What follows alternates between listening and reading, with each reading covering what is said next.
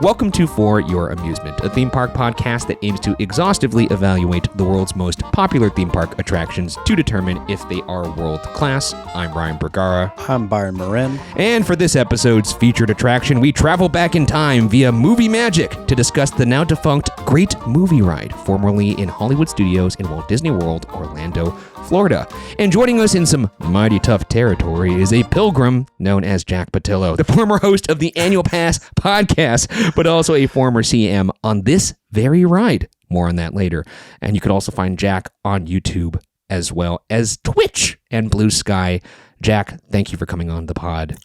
Absolutely. First and foremost, I have to correct you on a couple things. So Okay. You called it Hollywood Studios, which hurts my heart. Okay. It hurts my heart. You know, the Great Movie Ride opened with Disney MGM Studios. It was one of the fair. opening day attractions, and you would right off the bat. That's on, fair. Man. Well, the thing is, it's now Hollywood Studios, so if someone were to be like, oh, I can't wait to go to MGM Studios, they're going to be going to nowhere. Hey, you know what the That's deciding factor should be? What's has it been MGM Studios longer, or because 2008, right, is when they dropped the name?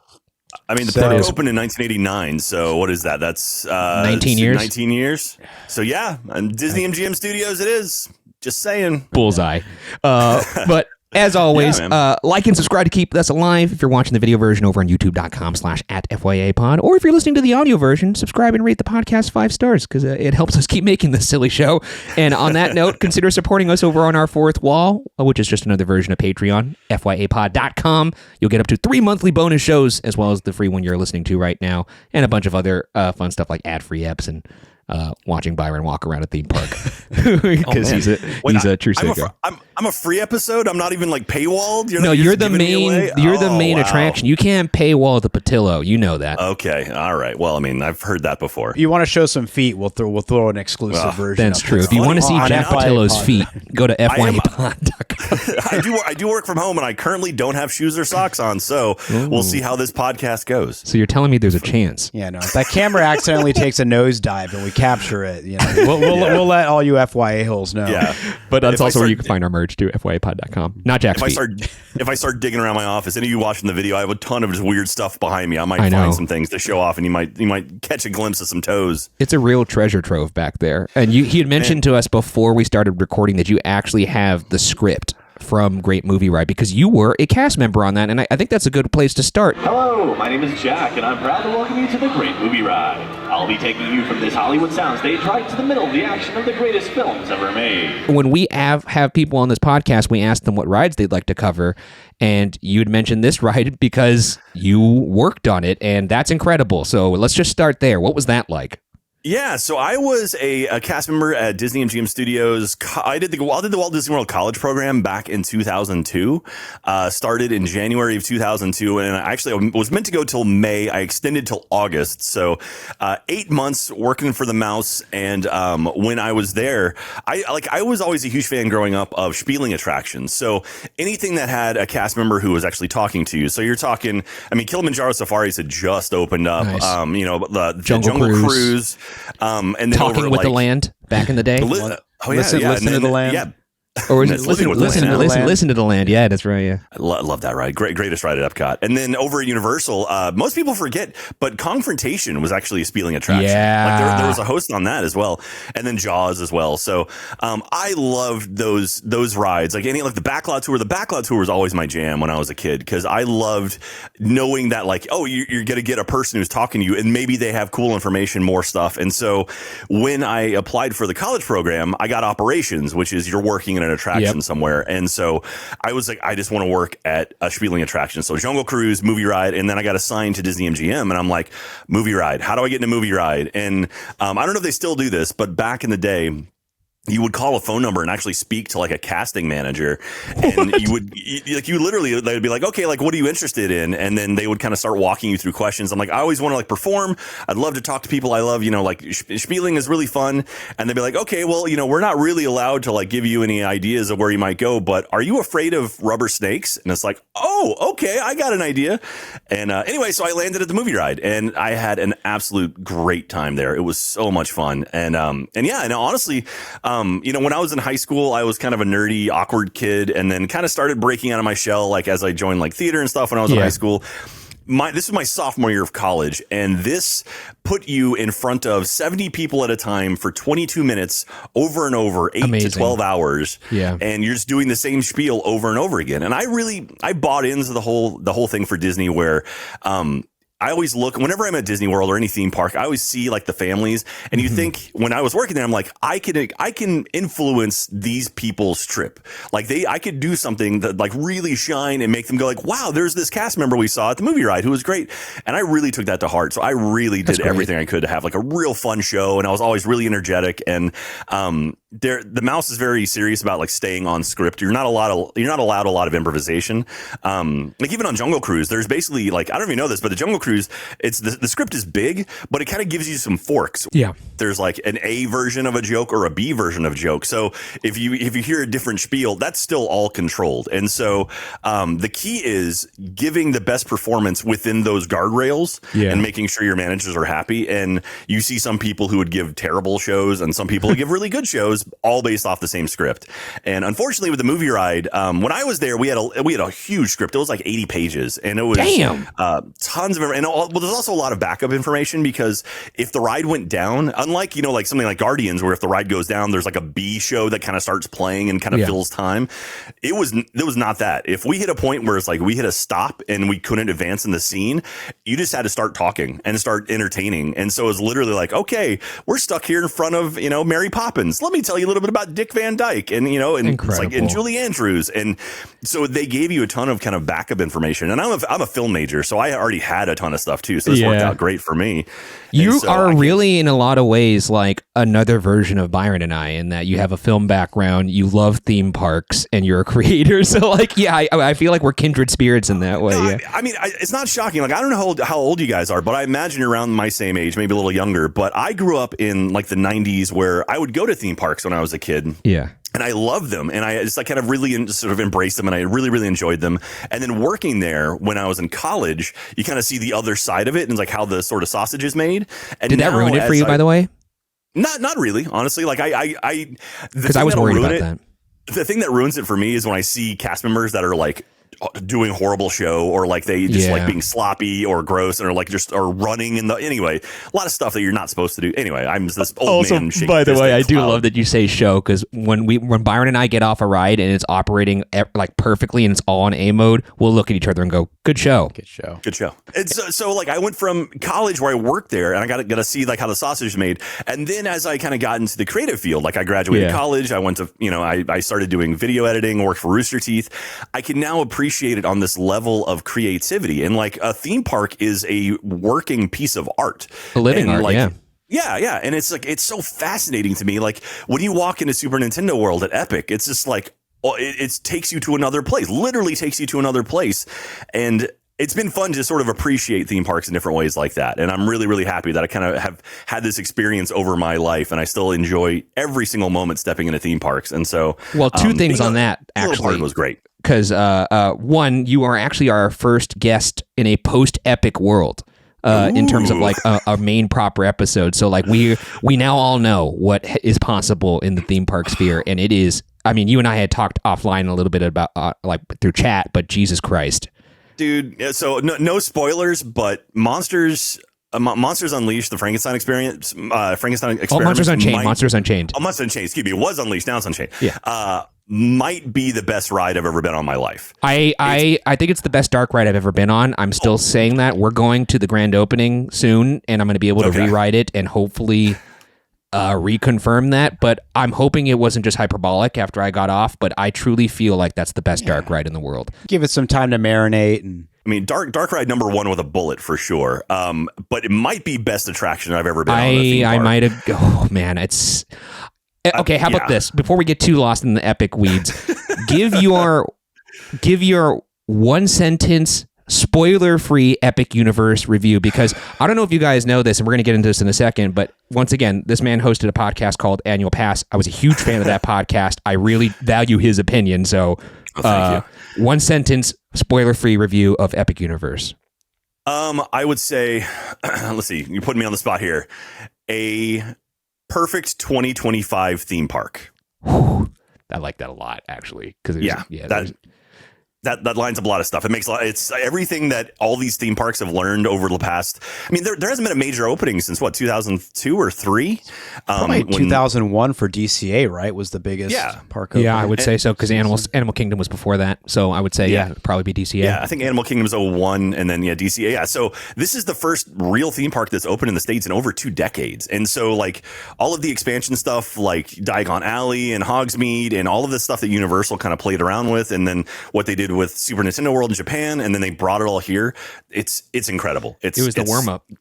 They nailed it. I mean, Celestial Park needs a little bit of work, but other than that, all the portals are incredible. Or worlds, I love I don't know what they call them. Of it, worlds, portals, worlds. I mean, the Celestial Park. I could see myself losing a day there, just brewery hopping, just going to all the. It's so nice. I love moving water, and we're gonna digress here. So like we'll put a pin in that.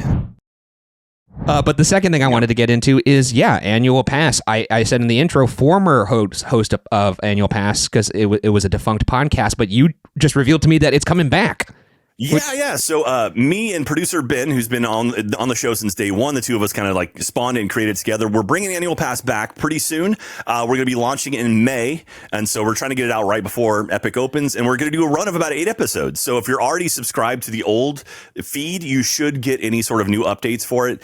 And we're going to do a run of about 8 episodes, see how it goes. And if people are super excited and want more of it, then maybe we'll continue it on. And maybe we'll see about like Patreon or something like that. So this will be entirely separate from Rooster Teeth. I was able to acquire the IP from Rooster Teeth once Warner shut us down, and so it's me and Ben. It's our baby now, and we're gonna see if we can raise it from the dead. Kind of. You like literally are the kindred spirits of Byron and I, because the process you just described was exactly the process for FYA and Watcher.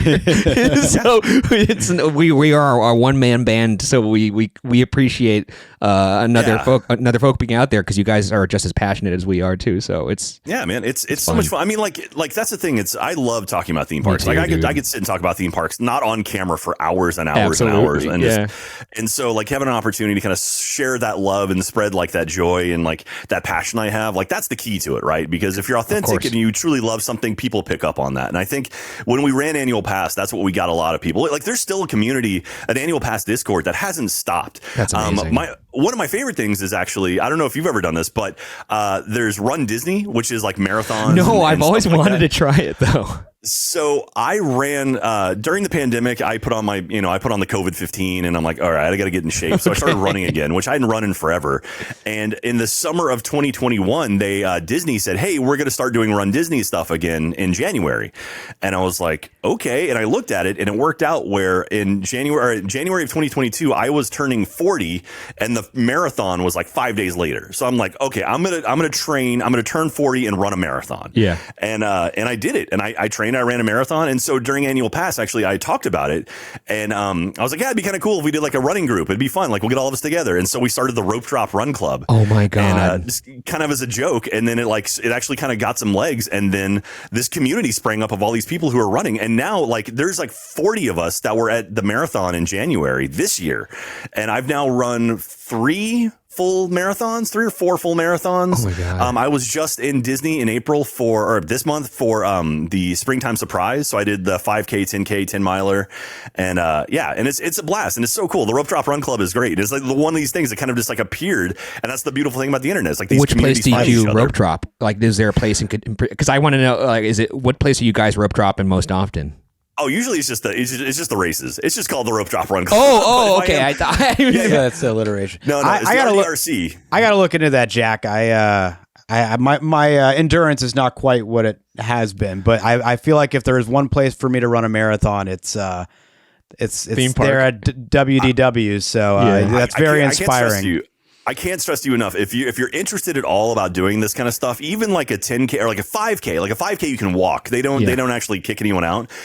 Starting with the 10K though, there is like a time limit, so you actually have to finish in a certain amount of time. Otherwise, they'll kick you off the course. So they have so for the marathon, for any of the races, they have what's called the balloon ladies.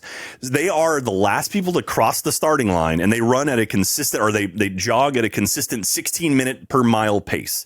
And if you have to stay in front of them. If you fall behind the balloon ladies, then like someone on a bike is going to come up to you and be like, hey, You got to speed up, or else your day's done. They're gonna sweep you off like an Apollo clown. I mean, they literally do that. So like, So if you can catch them, they'll literally be like, okay, and they have buses that follow behind the trail or follow behind like the balloon ladies, and they'll just start filling up the buses with people who couldn't make it, and then they take you to the finish or take you to the starting line, and so you'll still get your medal and everything like that. But it's a little intimidating when you see the balloon ladies. It's like, oh, I don't want to be anywhere near them. But they should have Goofy chase you off. That'd be really fun. He'd be the funniest character to just him and Max coming after you. Yeah, to physically manifest the most embarrassing moment of my life. It's great though. I highly recommend it. If you're ever thinking about doing a marathon, the one at Disney is great because it's very flat. Like pretty much any marathon you're ever going to run is going to be like hills and stuff. Oh, great! Yeah, Disney marathon is actually super flat. You get to run backstage behind a lot of stuff, so you get to see some things you'll never get to see as a normal like just guest. And so very, very cool. I dig it. I've done it now for the past 3 years, and I'm signed up for my 4th one. Oh, dude, I got to get into that. Anytime. I mean, the closest I've ever gotten to really seeing backstage areas, even in Disneyland, is like when they had the rerouted route for when the parade or the fireworks were going off, and you would go in the backstage and you'd see like the Jungle Cruise boats, and that was really fun. But yeah. But here's another thing, Jack, because I always feel like whenever they drop one of those Run Disney events, it's always like anytime I look into it, it's immediately booked. Yeah, they sell out super duper fast. So it's kind of one of those deals where if you want to do it, you need to do it like pretty much the day they release tickets for it. There are charities, though, that have charity bibs. So this year for the marathon, I'm running for Give Kids the World Village. So I'll be I basically got my bib through them for the marathon, and I'll be raising money. Like they have a certain number of bibs, but you have to raise a certain amount of money to like pay for it, essentially. And so I did that actually this April for the Springtime Surprise. So they gave me the challenge bib, and I raised money for them. We raised about like almost $4,000 for Give Kids the World Village, which is amazing. If you've ever been to if you've ever seen Give Kids the World Village, it's anytime there's a Make-A-Wish kid who goes to Florida or any of the Make-A-Wish style charities that send kids to Florida to go to the theme parks, they almost always stay there. It's literally a village where they don't charge anything. They don't charge anything for all of the stuff there, and kids live there. It's instead of a hotel, it's like a house, and so it's like it feels a little bit more warm, a little bit more comfortable. They've got free food. They have characters come by. There's mini golf courses. There's attractions. Like it's the crazy thing is Disney and Universal have both helped build stuff within the park. Like they came together to build stuff in the park or in the Give Kids the World Village. It's very, very cool. And if you can check it out, please do so. It's neat. And also awesome. as a fun Easter egg, if you're a theme park nerd, if you're a Disney MGM theme park nerd, the Osborne Spectacle of Lights that used to be on the city streets. Yeah. All of those lights moved to Give Kids the World Village. So they have them all over there, and they put them all up over Christmas and stuff. So it's like, hey, they still exist somewhere else. And so Disney was like, yeah, you can have these. And they hand them over. So that's very cool. Anyway, I digress. Run the marathon, run a 5K. It's a lot of fun. Join the RDRC.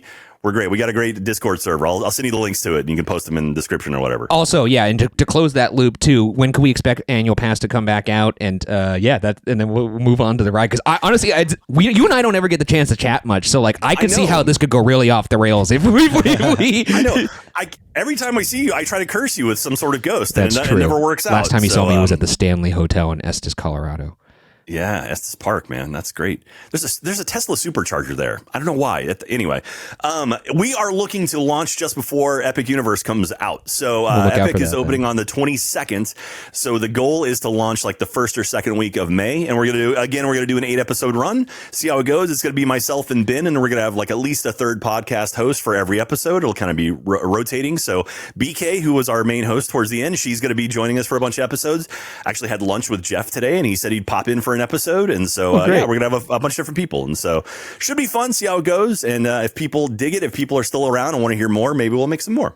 No, and if you need another guest, let me know. Absolutely. It's welcome back to the theme park table. There's plenty of room for everybody, so I'm happy to have you back. We're eating good right now for theme parks. I'll say that much. We certainly are. And I gotta say, I'm eating really good thanks to these delicious chef-prepared gourmet meals by Factor. They're delivered right to my doorstep, and they're ready to go in just 2 minutes. And with the weather getting warmer, seasonal theme parks across the country opening back up, there's going to be a lot more times spent outdoors, a lot less time indoors, which means a lot less time to have meals ready to go, which is why Factor comes in the clutch.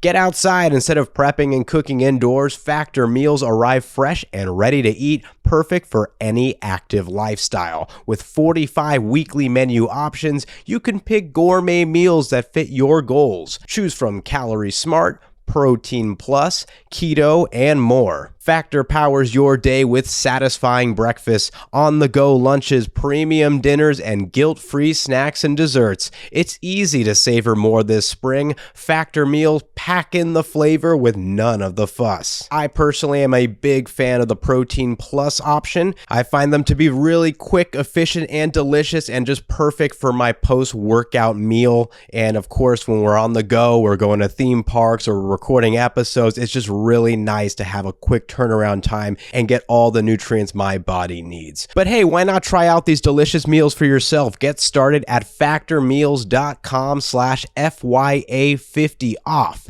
and use code FYA50 off to get 50% off plus free shipping on your first box.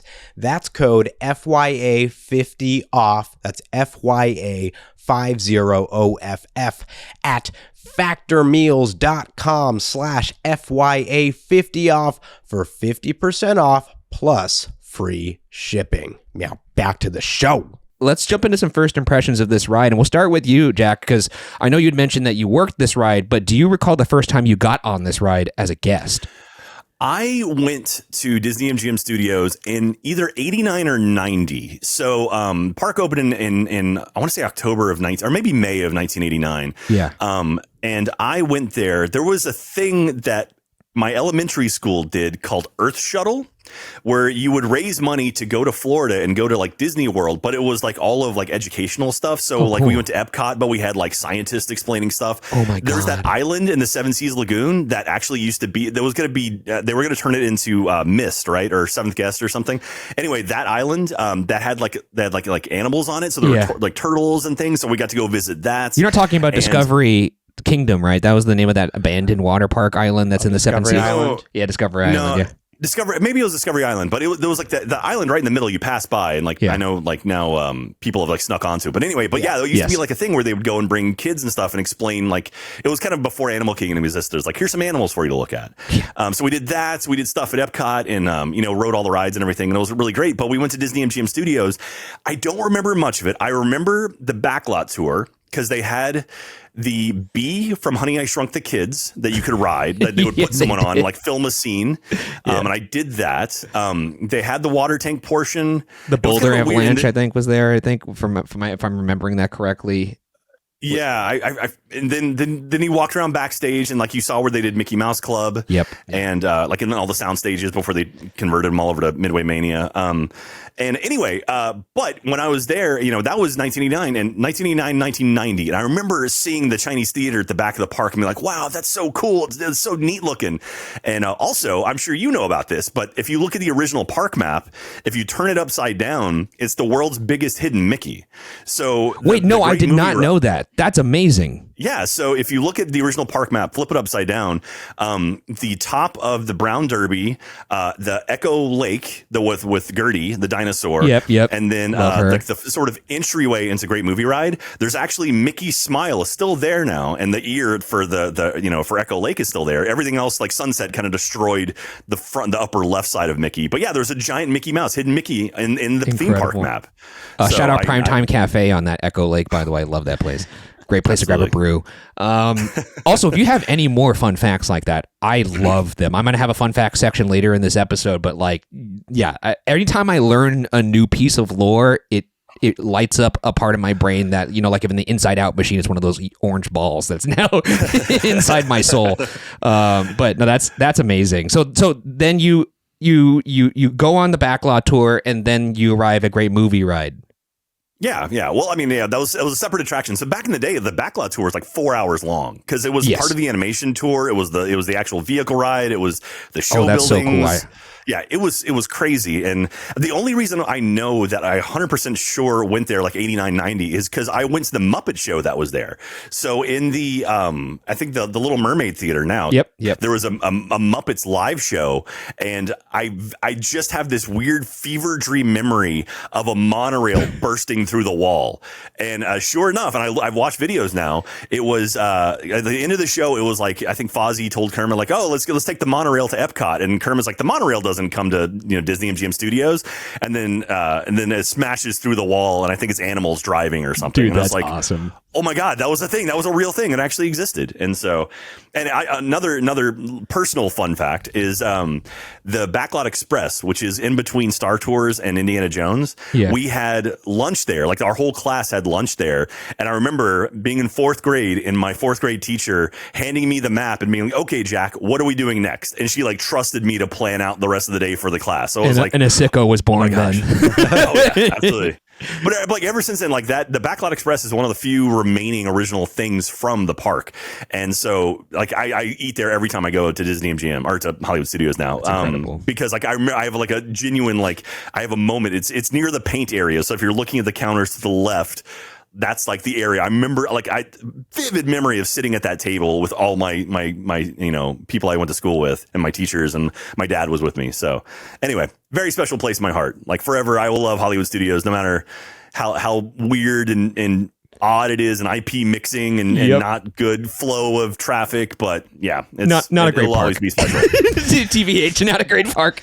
I mean, it's a great park with horrible flow. If they if they could reshift it, yes. I mean, you've got Galaxy's Edge, you got Toy Story Land with no shade. I mean, Rock and Roller Coaster was until probably the mid 2000s, probably the best coaster in Central Florida, or at least in the major parks, not SeaWorld. And a true gateway coaster for folks that needed to get from like the Disney level of a roller coaster to thrill roller coasters that you would see at like a Six Flags. Like for me, like I think for a lot of people, that was like the first time they went upside down. Yep. My first launched and looping coaster. That blew my mind because you didn't know what the heck a launch was. That loading area is so sick where you see the launch too. But when you went on Great Movie Ride, did it stand out to you when you were on it? Like, as a kid, were you like, "This is one of my favorite rides," or was it kind of like let's get over to some of the more thrilling rides?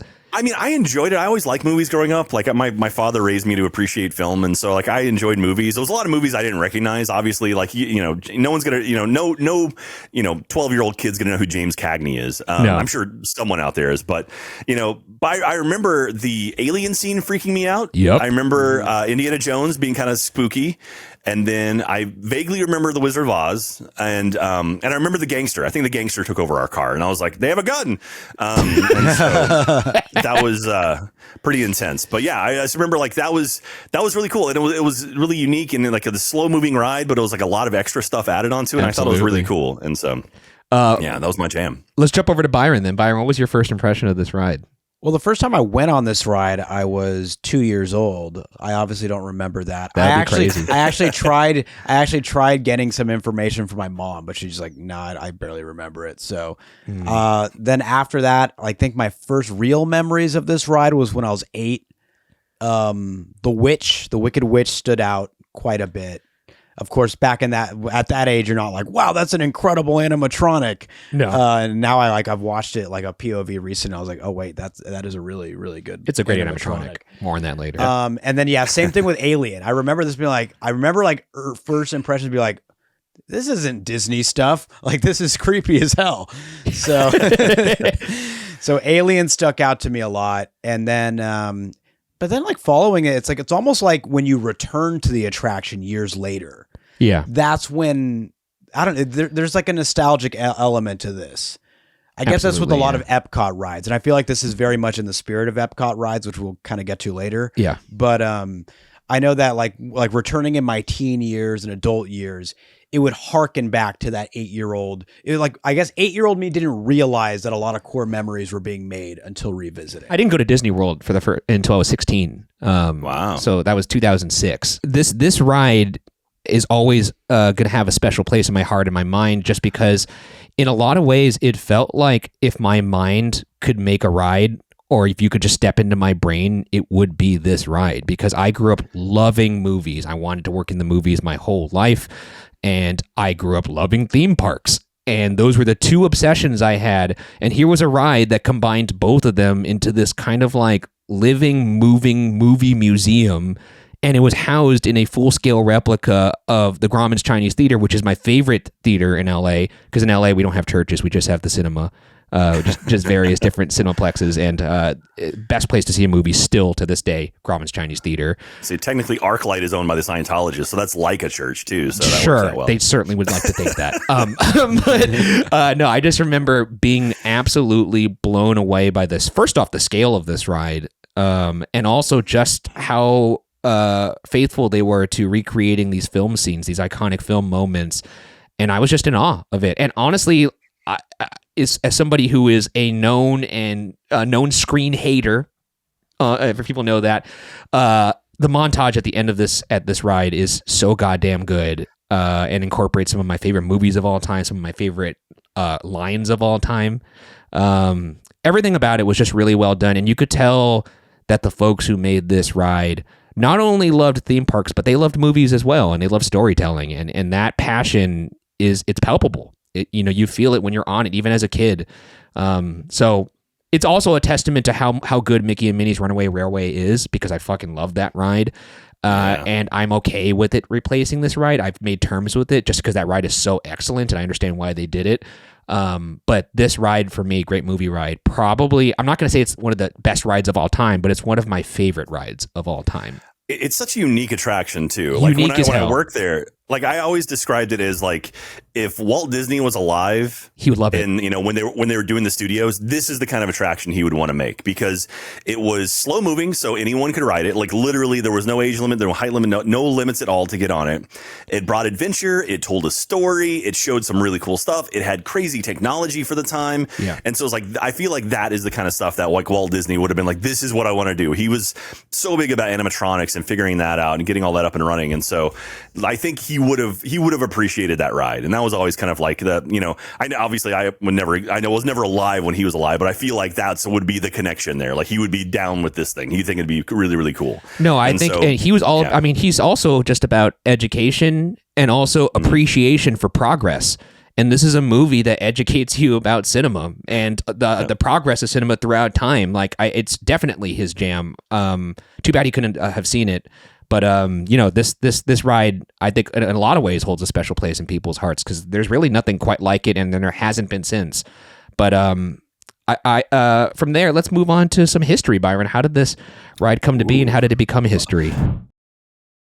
So we'll take this back to April of 1924. A prominent movie exhibitor by the name of Marcus Lowe would champion a merger of Goldwyn Pictures, Louis B. Mayer Productions, and Metro Pictures to form what would become Metro-Goldwyn-Mayer, or MGM for short. This studio would go on to produce some of the most iconic films in cinema history, such as Ben-Hur, Singing in the Rain, Gone with the Wind, Wizard of Oz, and many, many more. Running parallel with the success of MGM, but on the animation front during these decades, was of course Walt Disney. And while both these studios elevated the film industry through their own special means of creativity and innovation for many years, they would each experience periods of poor leadership and eventually tumble their way through the 70s. The Walt Disney Company would find a solution to their tailspin in 1984 by bringing in Michael Eisner and Frank Wells to lead the company. In addition to saving Disney's slumping animation studio through what became known as the Renaissance era, Eisner and Wells would immediately take strides in improving the theme parks. This came with the green light of a new theme park for Walt Disney World, one devoted to serving as an active movie studio that would take guests behind the scenes. This brilliant idea also probably had nothing to do with Eisner's prior knowledge of Universal's plans for their Orlando park, information that is rumored to have reached Eisner as far back as during his tenure at Paramount. For those who don't know, that's a very spicy piece of info there, that Eisner knew that Universal was building their own kind of Ride the Movies theme park in Florida, and then all of a sudden here's this Ride the Movies theme park over in Disney World. I don't think anybody else has the resources to attack quality the way we do. Most people take shortcuts for either economic reasons or because they're lazy. Most people take shortcuts because they just don't know how to do it right. And And this company has such a history of not taking that shortcut, going down the path that is the hardest, the toughest, the most painful, and the most expensive to gain a quality that it's fun to be around. How could he have possibly have come up with that idea? But we can't confirm or deny. We could only just observe. Yeah, and this is why I'm wearing my Paramount shirt today, because if it weren't for Paramount, who knows if this ride would have existed. Oh, is that actually why you wore that? That's good. I mean, yeah. I couldn't decide. I'm like, I don't have an MGM shirt. I don't want to wear a Disney shirt, and I'll go in the middle, and I'll stick with Paramount. I'm wearing a shirt that says "Dead" inside. Not for this ride, though. This ride keeps me alive. Yeah, it's symbolic of your feelings now that's gone. That's true. Anyways, in addition to offering a multi-hour tram tour through a working movie studio, this new Disney park was to be anchored by a moving theater dark ride concept, which would take guests through the iconic moments in cinema. It is important to note that the concept for this attraction was originally intended for an Epcot pavilion dedicated to the edutainment of filmmaking. In regards to this new awesome ride concept slated for the upcoming studio's park, there was one big problem. Although Disney was the gold standard when it came to animated films, their catalog of live-action offerings was severely lacking at the time, which is not particularly good if you're attempting to beat Universal at their own game. The solution to this would come in the form of an agreement made with MGM, a studio that had failed to recover from their slump like Disney did and was desperate to make an easy buck. Disney would obtain the right to use their classic films, name, and logo in conjunction with their own, and what we would get is Disney MGM Studios. Well, this is year now, 1989? It's like the mid-80s. It's like approaching the late 80s, because this park opens in 89. I'm trying to figure out, had MGM Park been made yet over in Vegas? No, and this is actually funny that you bring this up, because I don't have this in the history segment, but now I can't resist. So because MGM was so desperate, they made this quick deal with Eisner and Disney, and supposedly the CEO of MGM didn't even know about it until they were basically signing the deal. Oh boy. And so MGM immediately regretted this choice, and they even tried suing Disney shortly after. In which Disney countersued because MGM went forward with doing the Vegas project, but Disney claimed that they had exclusive rights on the theme park stuff. Oh, so they done played themselves. They almost narked on themselves. This takes to the construction process of what was going to become Disney MGM Studios. Disney would beat Universal to the punch in regards to opening their respective studio park, and on May 1st of 1989, On behalf of the Walt Disney Company, I hereby declare the Disney MGM Studios theme park open.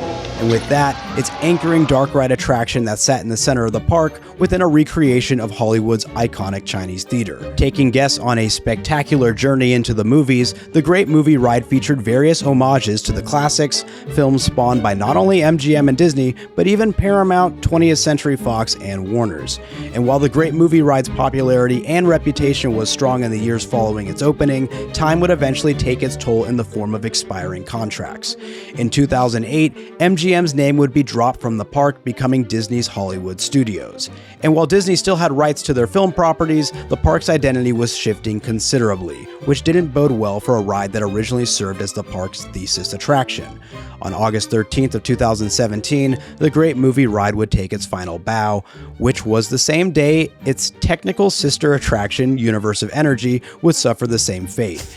And although the iconic facade of the Chinese theater still remains, the attraction within is remarkably different. Rest in peace, Great Movie Ride. But let's see what you got, Mickey and Minnie. Terrific in its own right, according to this very official world-class status that we gave on the podcast, Mickey and Minnie's Runaway Railway would take over on March 4th of 2020 to the tune of only for COVID to stop them a couple weeks later, but not for long. Mickey and Minnie are doing just fine today. And I'll let you know when Hollywood Studios does find its identity, because you'd mentioned it's shifting identity. So I'll let you guys know when that. Man, it needs an icon. It needs an icon and not a big stupid hat. Bring the water. Honestly, bring the water tower back. This is probably going to get me crucified in the comments, but I like the hat. I hate you. I gotta go. Thanks for having me on. It was good. I know that it covered up completely the beautiful Chinese theater, but I'm not gonna lie. I first went when I was 16, I was like, look at that hat. I gotta get a picture in front of that. All right, here's I'm sure, I don't know if you guys know this or not, but so the hat itself bounced around a number of different places before ultimately landing in front of the Chinese theater, and basically it was pared way down too. So it was big, but it was meant to be much bigger. So it ended up being just like it was just a pin location. Like at the time back in 2002, I wish I had all the pins that I bought because those things are all so valuable now. But anyway, this when pin trading had just kind of kicked off. But initially the hat was going to be at the front of the park before you actually walked in through the turnstiles, and it was going to be massive, and the ears were going to be Ferris wheels. So it was going to have two Ferris wheels that were running, and then it bounced from there. It went to downtown Disney before it was Disney Springs. It was going to be at downtown Disney for a bit. They were going to put the hat there. This was the 100 Years of Magic celebration. That's why they built this thing. And then ultimately, then it was going to be backstage, like behind everything, kind of like the backlot tour area of the studios, and then ultimately, they dropped it right in front of the Chinese theater, which supposedly there was a contract dispute about the Chinese theater that they weren't allowed to use it as like as a promotional icon or something. I don't know if that's true or not. I've heard about that too. But it ultimately ended up there, and it was just it's the grossest, stupidest thing. And that thing could burn, and I'd be perfectly fine with it. That ugly eyesore of a hat. It's gone now, though. I wish John Stamos would purchase it so he could like put it on one of the hills in California, just because he has that giant D in his backyard. The sign. Oh yeah. That's well, John Stamos and his giant D. Again, you're talking about the sign. I'm talking about the sign. Yeah, I mean, John Stamos is a huge Disney nerd. Yeah, absolutely. He loves Disney, man. He's nuts. John Stamos, and there's a basketball player too that's a huge Disney fan. You're talking about the Lopez twins. Yeah. Byron and I have seen. I saw them when Splash Mountain closed. They got their one last ride on it. Nice. And apparently Ariana Grande, big Tower of Terror fan. Oh yeah, that's right. That came from, but she's like there was a rumor floating that Guardians or something was going to take over the Universal or the Orlando Tower of Terror, and she was like, no, don't do it. And like Ariana Grande came out and was like, that's my favorite. Don't touch it. And it's like, okay, It's funny you would bring her up too, because I do have it on good authority that in terms of this podcast, she will never come on this podcast probably. So, but I'd like her to. Well, it's weird because she's going to be our second guest on Annual Pass. You so that works son of a bitch, Jack. Unbelievable. Comes in. We scooped Grande. Fucking Trojan horse in our ass.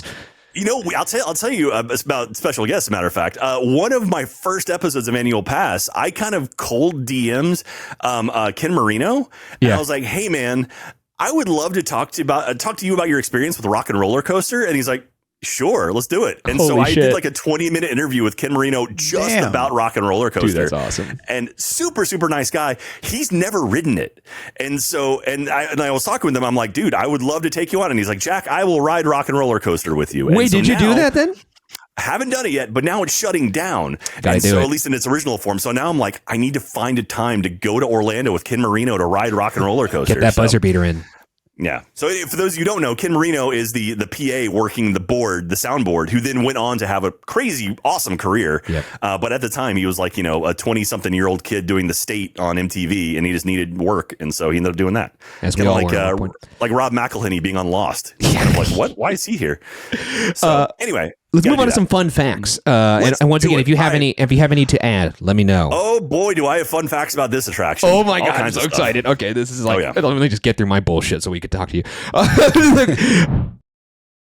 The ride is approximately a whopping 22 minutes long with an unknown speed, unless you know that, Jack. How fast does this bad boy go? Not fast, I'll tell you that. So the gear shifter we had park and then 1 through 4. So 1, 2, 3, and 4. I think 4 was our top speed, and I want to say it would go maybe 2 miles an hour. Nice. Like it wasn't fast at all. It wasn't dangerous at all. And also the vehicles, which we can talk about the two. You mentioned Universe of Energy, which is awesome because the ride vehicles were designed off the Universe of Energy ride vehicles. They had bumpers on them, giant bumpers, and if they hit anything, it would just stop the vehicle immediately. Incredible. And a manager would have to come and like unlock it and restart it because they don't want them touching. They weren't meant to touch. But like the Universe of Energy vehicles, they were on a track. It was one of the first trackless rides where the track was buried in the ground, and they would actually follow a line of like, I don't know if it was a magnet or something that kept them in line, and it would also trigger your speed as well. So like you would put it on 4, turn around and spiel, and then when you would hit a certain spot, it would slow to 2, and then it would stop. And so you wouldn't have to worry about doing that, but then you would have to like reactivate it and then bring it back into speed to go from that point. point on. I wonder So, if the embedded line was similar to the line that they use in Tower of Terror for those ride vehicles when they go through the fifth dimension. I think it's like an 1/8-inch wire. Yeah, that's what I thought. So Yeah. too. Yeah. Just a quick little question here while we're on that topic of the ride vehicle and kind of getting on and off of it. Do you ever eat shit getting off that ride vehicle when you were supposed to go to the stage? Because that's a quick moment. Someone's robbing the bank. I better see what's going on. Sit tight, folks. I'll be right back. Ladies and gentlemen, please remain seated. Your guide will return momentarily. No. I mean, like you're trying like around the side of it. When we get to the gangster scene and you get out of the ride vehicle to go on to the actual. Did you ever fall getting out of that? No, not really. The team member or the cast members would mess with each other every now and then, and so eventually, the bandit or the gangster would swap back with you. Yep. And so when you swap back, sometimes you get to your ride vehicle and they had taken the microphone because it was a wired microphone, and they had wrapped it around the wheel, so it was like completely wrapped around. Or it's like you'd have to lean over to talk into it and then unwind it while going through the zombie scene. So yeah, they were fun. There was a lot of kids, a lot of pent up energy in that kind of stuff. So we tried to prank each other without getting in super trouble because we liked what we did. You gotta. And also for listeners and watchers of this podcast right now that don't know, this ride is probably one of the most interactive rides in terms of cast member talking to guests, but cast member talking to show, all of that. It's really incredible how they pulled it off. And, Jack was one of those folks, so happy to have him here to talk more about that. But I was gonna say, if anyone wants to watch a ride through, I found a recording of myself doing a ride through from 2002, and I put it on my YouTube channel. Can you send that to us? It's like 360 by 240. That's blown. Yeah, I'll send it to you. It looks horrible, but if you want to see Baby Jack, you're more than welcome to check it out. I enjoy saying Adult Jack, so Baby Jack, I'll complete the whole set. Sounds good. But the ride was a whopping 22 minutes long. That varies based on a variety of factors. Unknown speed, maybe 2 miles per hour, as Jack mentioned. A rider capacity of 2,000 riders per hour, and a cost of $70 million, according to the educational institution of Wikipedia. This ride used to be an absolute unit, not only spanning 22 minutes in ride time, but also occupying 95,000 square feet that is now currently the home of Mickey and Minnie, which makes sense. There was about 120 films represented in the ride's closing montage, including The Terminator, Jazz Singer, Casablanca, Sunset Boulevard, Poltergeist, and many, many more. Those are just the ones that, I don't know why those popped to the front of my head. I do enjoy also watching Barbossa say his classic. You best start believing in ghost stories, Miss Turner. It's great. Yeah, Star Wars in there too. Star Wars in there. And the mixing of the music in that, going you get like some Exorcist theme there, you get the Star Wars theme. It's really well done. Yeah, I don't know who cut that montage, but there was like 7 different versions of the montage over the years, like where they would add in stuff and remove stuff, and it was always really, really cool. And here's a fun fact. So as a cast member, when you started working for Great Movie Ride, you would have to go to Epcot, and they have a health area at Epcot, like a behind the scenes, like backstage. There was like a little clinic, and they would test your hearing. So they would test it like every year because there was gunfire, and so they wanted to make sure your hearing wasn't going out. And also the finale was so loud because it was like the bridge over the river Kwai explodes, and so like you would literally know when to plug your ears because you would hear it over and over and over again. So you literally have to plug your ears to not blow your eardrums out. At least I did. Going deaf from David Lean, Bridge on the River Kwai classic. The song "Hooray for Hollywood" is featured at the beginning and the end of the ride, and it was originally in the 1937 film Hollywood Hotel. And you know the song. It's like Hollywood. Dun, dun, dun, dun, dun, dun, dun. Everyone has heard that song in their life. So that also became iconic in this ride as well. The ride featured the rare hidden Minnie, seen on the mural near the gazebo in the boarding area. I never peeped that myself, but it's there. You just unlocked a memory, but yeah, she was there. It was there was some really cool hidden Mickeys in this attraction, actually. Yeah, there was one as you enter. I don't know. Are you going to go through the rest of them? Or I'm curious if you're going to list the ones I already have listed. Okay, so there's the one in the Gangster Alley. So as you're going around a corner, there were posters, and I think Public Enemy was one of the big posters. Yep. And underneath it, there's these big old Mickey feet, big old yellow shoes poking underneath, and a little rat tail, which is interesting because you never really saw his tail. And then inside of the gangster area where Muggsy comes out and the bandit or the gangster takes over, if you looked way up high at the top of the building that they come out of, there was a silhouette cut out of Mickey. Fun fact about that, that wasn't initially there. Some team member or some cast members working on it cut out a Mickey and managed to climb up there and stick it up against the window.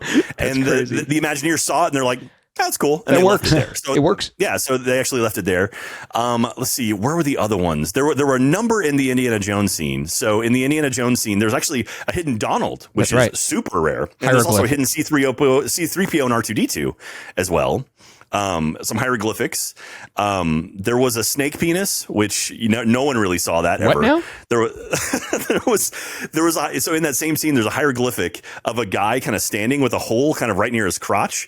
I see. A snake would pop out and go back and forth. That's fun. And it was one of those things that you couldn't see it unless the lights were on. But yeah, we knew it was there. In the alien scene, there's a bunch of numbers and weird kind of like letters and stuff on these little like kind of monitors next to the ride vehicle.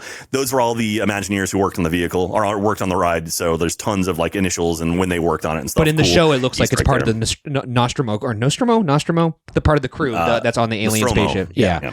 That's the hieroglyphs, by the way, the hidden Donald and Mickey. And then there's also a hidden C3PO and R2D2. The R2D2 and the C3PO, those hieroglyphs were actually in Raider. I believe, no, they were in Last Crusade. They were in Last Crusade. Oh, really?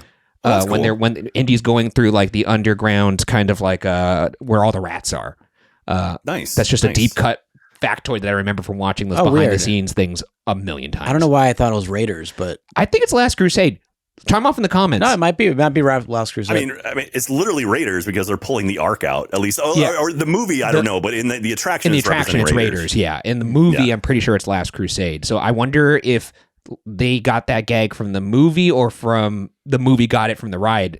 Chicken or the egg scenario. I'm not quite sure. Oh, yeah, because those came out around the same time. But fun times there. Cool. What did I miss? No, you got them all. You got all the ones I was going to name. You did my job for me, so which is great. Nailed it. And actually, I think you added one. I didn't know about the Mickey in the window up above being a cast member's tomfoolery. Yeah, I mean, there were a couple little Mickey icons on the Indiana Jones, like the poles around Indy and Sala, like when they're lifting the thing. There's some like hieroglyphs there. I think there's some like little tiny hidden Mickeys. That's awesome. And then us, like as cast members, like when the ride was down, in the kind of mummy area, they had like little like nuts or something on the ground. And every now and then we'd kind of form them into Mickeys, but they were never like official or anything. Nothing big. But yeah, we couldn't touch Wizard of Oz. Like they weren't allowed to do anything with Wizard of Oz, so it doesn't shock me. There's nothing there. But yeah, that's it for the big hidden Mickeys. The feet were the cool one though. I dug that one. A bunch of hidden Mickeys and one hidden penis. A shocking lack of information out on the web about that snake penis. Yeah. And don't Google that, by the way, because there is a penis snake that exists in the real world that is disgusting looking. And you're going to now be Googling that. So just come back to the podcast after you take a look. It's really gross. Incognito window search that one. You're going to have to incognito browser that bad boy for sure. The license plate of the gangster car is 021429. It's a pretty metal reference, honestly, because it references a real massacre that occurred on Valentine's Day in 1929 on Valentine's Day. This was a deadly gangster shootout that involved gangs of that time, Capone and whatnot, and that happened in Chicago. So that's crazy that they have that reference in a Disney ride. I think that's insane. Oh, yeah, why not? In the alien scene, we already mentioned this. Reference to the Imagineers who made the attraction are on the computers. And although it's been said that the plane in the Casablanca scene was the one used in the film, that apparently is not true. But the back half of the plane that is used, that should have been on the back half of this plane, is actually on the Jungle Cruise, which that is true. Is that because the Casablanca plane is not like a life-sized plane, or the plane that they used in the film isn't that like smaller than what an actual? I'm not quite sure. I just know that a lot of people thought that was the one used in the film. In fact, I actually read that a Disney magazine themselves claimed that was true, and then it's apparently not true. Workers refurbished the original plane from Bogey and Ingrid Bergman's final scene in Casablanca. So yeah, that is not true. The plane in there for sure is not the one from the original movie. But like you were saying, I think if you look at the one from the movie, it's actually like a double engine, and the one we have there was a single engine. It was like pretty obvious. Like, oh, that's not the one. But you're right. You can see the back of the plane over at Jungle Cruise. Yeah, because it's a half a plane that you're seeing in the show scene, because you don't see the back half. I want to see. It's towards the end, I think. I'm not positive, but anyway, yeah, that's the same plane that Disney likes using as much as they like. It's kind of like they pick every part of the bone, like they put it all. They use everything they can. I like that. Trivia time. How many animatronics are in this attraction? Ooh, I mean, I could be lame and sit here and walk through the whole thing. Are you counting the Footlight Parade girls? Because no, those wouldn't count. Those are like mannequins that move. Let's do it. Let's walk through the ride. Let's do it. Okay, so you've got Gene Kelly who's singing in the rain. One. You've got Julie Andrews and Dick Van Dyke for Mary Poppins. You're around the corner. You got James Cagney. Yep. Where's Putty Nose? Putty Nose, beat it. You better let it low for a while.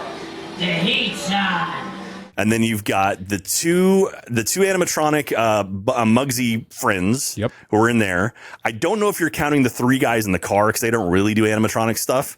So we'll skip them. Speaking of which, those gangsters, the Muggsy gangster boys, those are the same faces that they used on Pirates in Pirates of the Caribbean. Yeah. They reused those faces there. We're at 6 now. Then you go into the Old West. So you've got John Wayne and Clint Eastwood. Here are two of Hollywood's legendary stars, Clint Eastwood and John Wayne. Unless I was partial to trouble or fixing to get myself shot, I'd hightail it out of here. Even Clint Eastwood doesn't really move, but his cigarette, I think he moves his head a little bit. There's a reason why, too. Oh, really? You might. I don't know that. See, John Wayne, so that's 8. Then you've got the guy up on the bank, and then the two guys who fire each other. So that's 2 more technically that fire each other in the bandit scene. Ripley from Alien. Mm-hmm. So that's 11. We're up to. You got Indian Sala. You so got the xenomorph. To these, yes. Is it? Oh yeah, the xenomorphs. Is it 2 xenomorphs? Yep. Well, that is one ugly looking critter.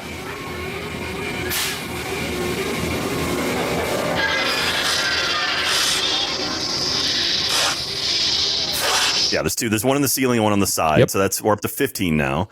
Then the zombies, like the mummies, are kind of animatronics. I don't know if you count them really. You've got we won't count them. Then you've got Maureen O'Sullivan, I think, was Jane, and if you Tarzan. count and Tarzan, that's Johnny Weissmuller's Tarzan. And then you've got the monkey. You've got Cheetah is the monkey. Yep. And then the elephant kind of turns its head a little bit, but we won't count that.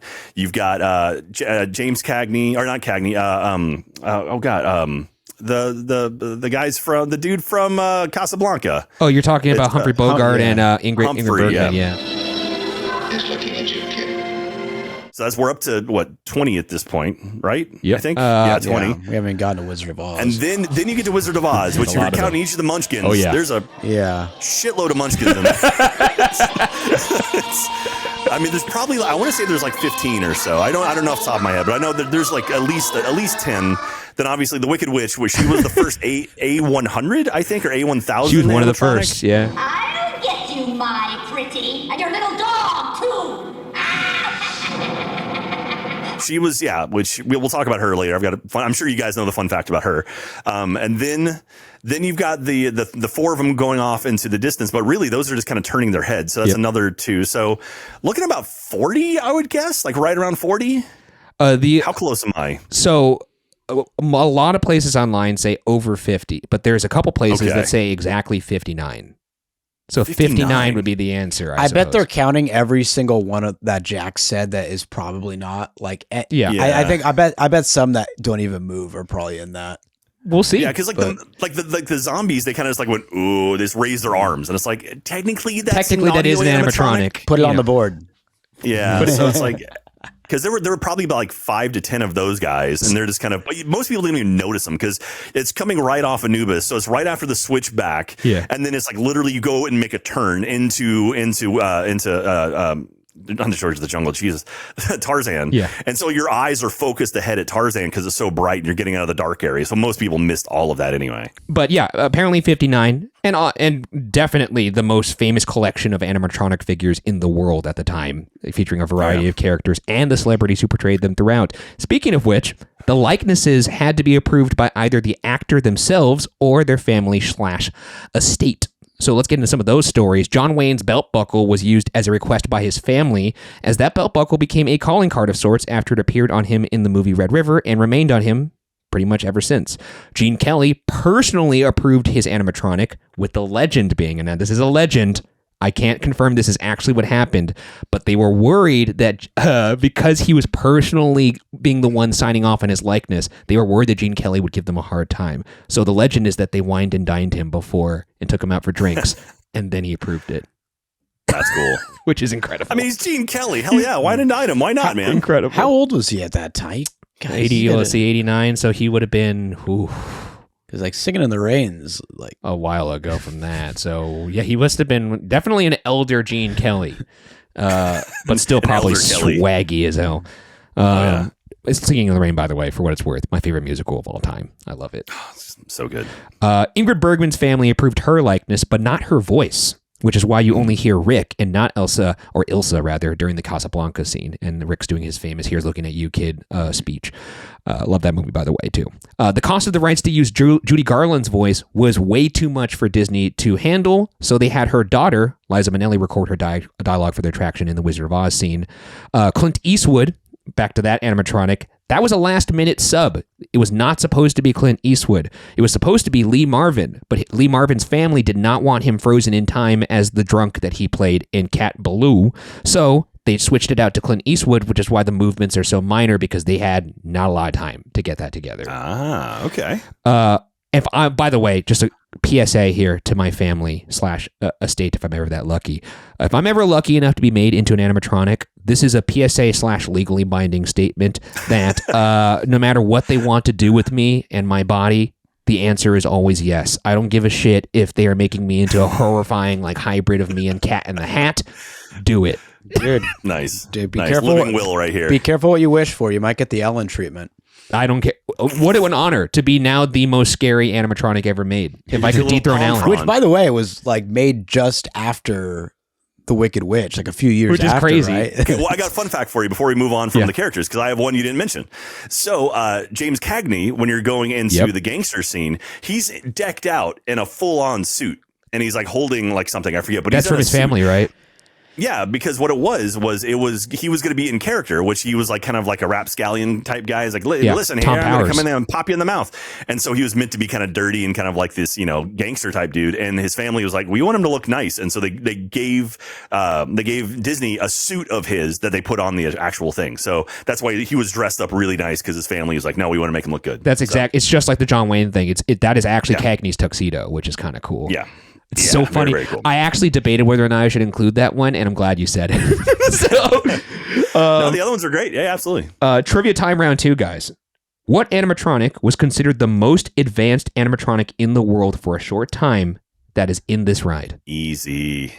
Should be easy. Do you know? I would have thought the Witch was the most advanced one, but that's correct. It is the Witch. Oh, I thought you said all right. I thought it was like a trick question or something. No, it's the Witch. The Witch at one point in time, that was the most advanced animatronic in the world, or at least consider that. It was one of the first A100 animatronics, which, if you don't know, that's the more fluid line of animatronics that Disney made that minimize that kind of like rattle, that kind of like, hey, that's a robot rattle. They got clicky noise. Exactly. Yeah. Fluid. You can see like the finger moves. Yeah. It's crazy. Yeah, she was holding onto the broom, and then she would point with her other hand, which is really spooky. Fun fact about that. So shortly before I got there in 2002, the witch had tried to kill herself at one point, which I heard this from people working there, that at one point someone came through and they were doing the bit with her, and she whipped her hand so hard that her wrist snapped and started spraying hydraulic fluid out of it. So she started just hosing down this car full of people with hydraulic fluid. And so apparently that was a big deal, because she was pumped full of stuff because she had so much motion. 17 different movements. Yeah, and do you know the rumor of what happened to the witch? Whether or not it's true, I don't know. I haven't heard the rumor, but I'm so stoked. So Great Movie Ride shut down in 2017. Right around the time they did a massive rehab and a refurb for the Pirates of the Caribbean. And so the rumor was that the witch is Red in Pirates of the Caribbean, like at least the skeleton of her. If you watch Red, she's holding a bottle in her hand where the witch had a broom, and she does a lot of pointing, and it's like, oh, I could totally see that. So so I'm sure someone could tell me whether or not it's true, but the rumor is that Red, the pirate that replaced during the whole auction scene, she was the witch, and so that's where she lived on. She certainly got better treatment than the Monsters Inc. CDA folks that were once Jackie Chan and everybody. But the thing that to piggyback on that as well too, it's just funny that happened to this witch animatronic, because just in the production of Wizard of Oz, it was a cursed production in regards to the witch. The actress who portrayed the witch was supposed to, when she appeared and the flames came out, she got very badly burned during that. Yeah. And then when she recovered and came back, they were like, hey, could you get on this broom, this flying broom scene with the monkeys? She refused to do it. And as soon as the other person got on the broom, it exploded. I like the idea like there's just a wooden broom and just burst. Splintered into 1,000 pieces just crazy. For no reason. And so there's been something going on with that witch from the very beginning. It just adds to the spooky kind of lore of that animatronic. So I had no idea about that hydraulic malfunction. That's crazy. Yeah. There's a lot of stuff there, but that was one of the creepiest scenes. So we would do dead shows before we would open. So we'd start cycling vehicles, make sure there was nothing wrong. And anytime you would go into the Wizard of Oz scene, you would park because there was the whole moment there, and all the animatronics would pop up, and you'd hear their jaws clicking because the audio track wasn't running yet. As their mouths were moving for Ding Dong, the Witch is Dead, and it was weird. And also Toto just looked evil. If you ever looked at him, and he was just always giant eyes, and it's like okay, so a melody of Munchkins without the audio, I could see that being kind of uncanny. Here's some deep Great Movie Ride trivia for you. So every year for the Great Movie Ride around winter, they would do something called the GM Oscars. So it's Great Movie Oscars. And it was all the cast members. It was kind of like a talent show for cast members. It was like a celebration. They'd shut down the ride early and have like this big celebration in the finale stage. So awesome. And but people would make like short films. They'd show them there. They do stage performances, singing. That's so really, cool. Really cool. Because, it's surrounded us a ton of really talented, creative people there. And so they're like, yeah, let's do this thing. So they'd have this dinner and like everyone would dress up really nice. I never got to actually attend one because it landed over when I wasn't there. But I made a film that appeared the year I left or I was there. And I went in one morning before show open with my camera and my tripod, and I filmed all the Munchkins. And this will date me, but do you remember the Dude What's Up commercials? The dude yeah. I did that with the Munchkins from the movie ride. So I shot all of them and then I synced up their audio. Hello? Hey, who? What's up? Nothing, B. Just watching the game, having a bud. What's up with you? Nothing. Watching the game, having a bud. True. What's up? Yo, who's that? Yo, pick up the phone. Hello? What's that? Hello?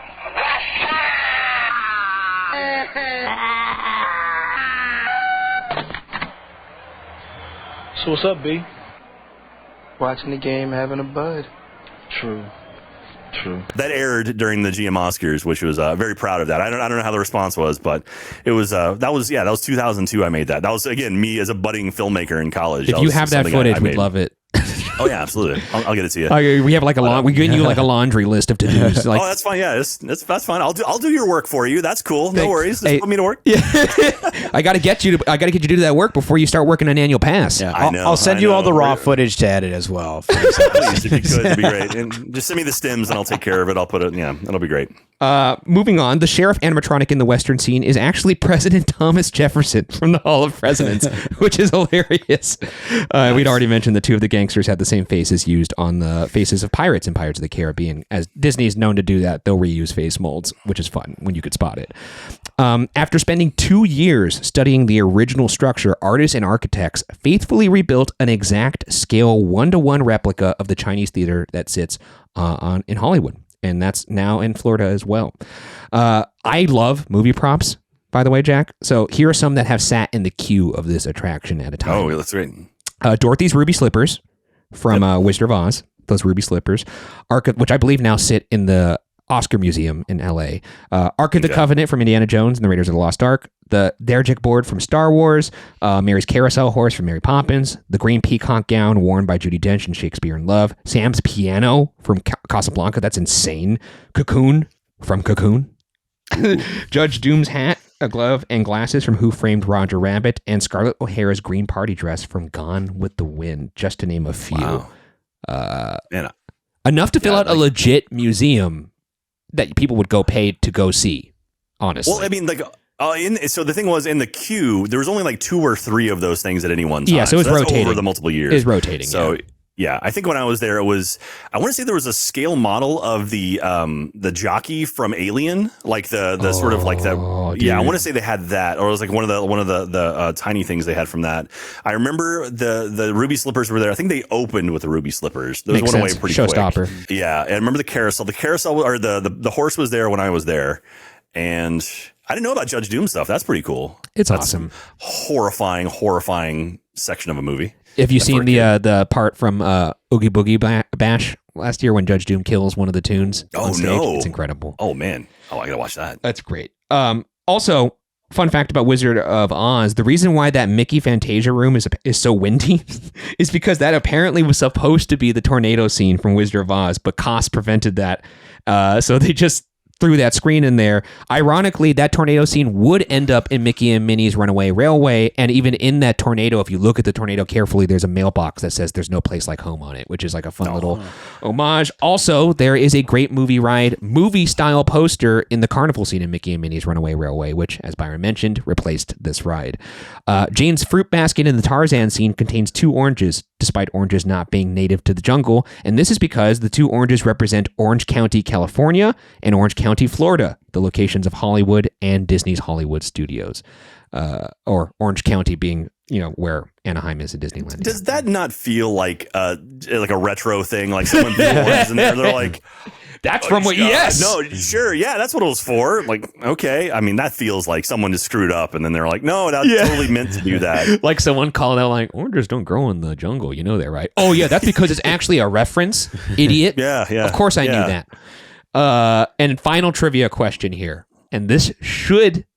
I thought I would be able to nail this, but maybe I just don't love this ride as much as I claim. What are the 12 films actually featured in this ride in terms of show scenes?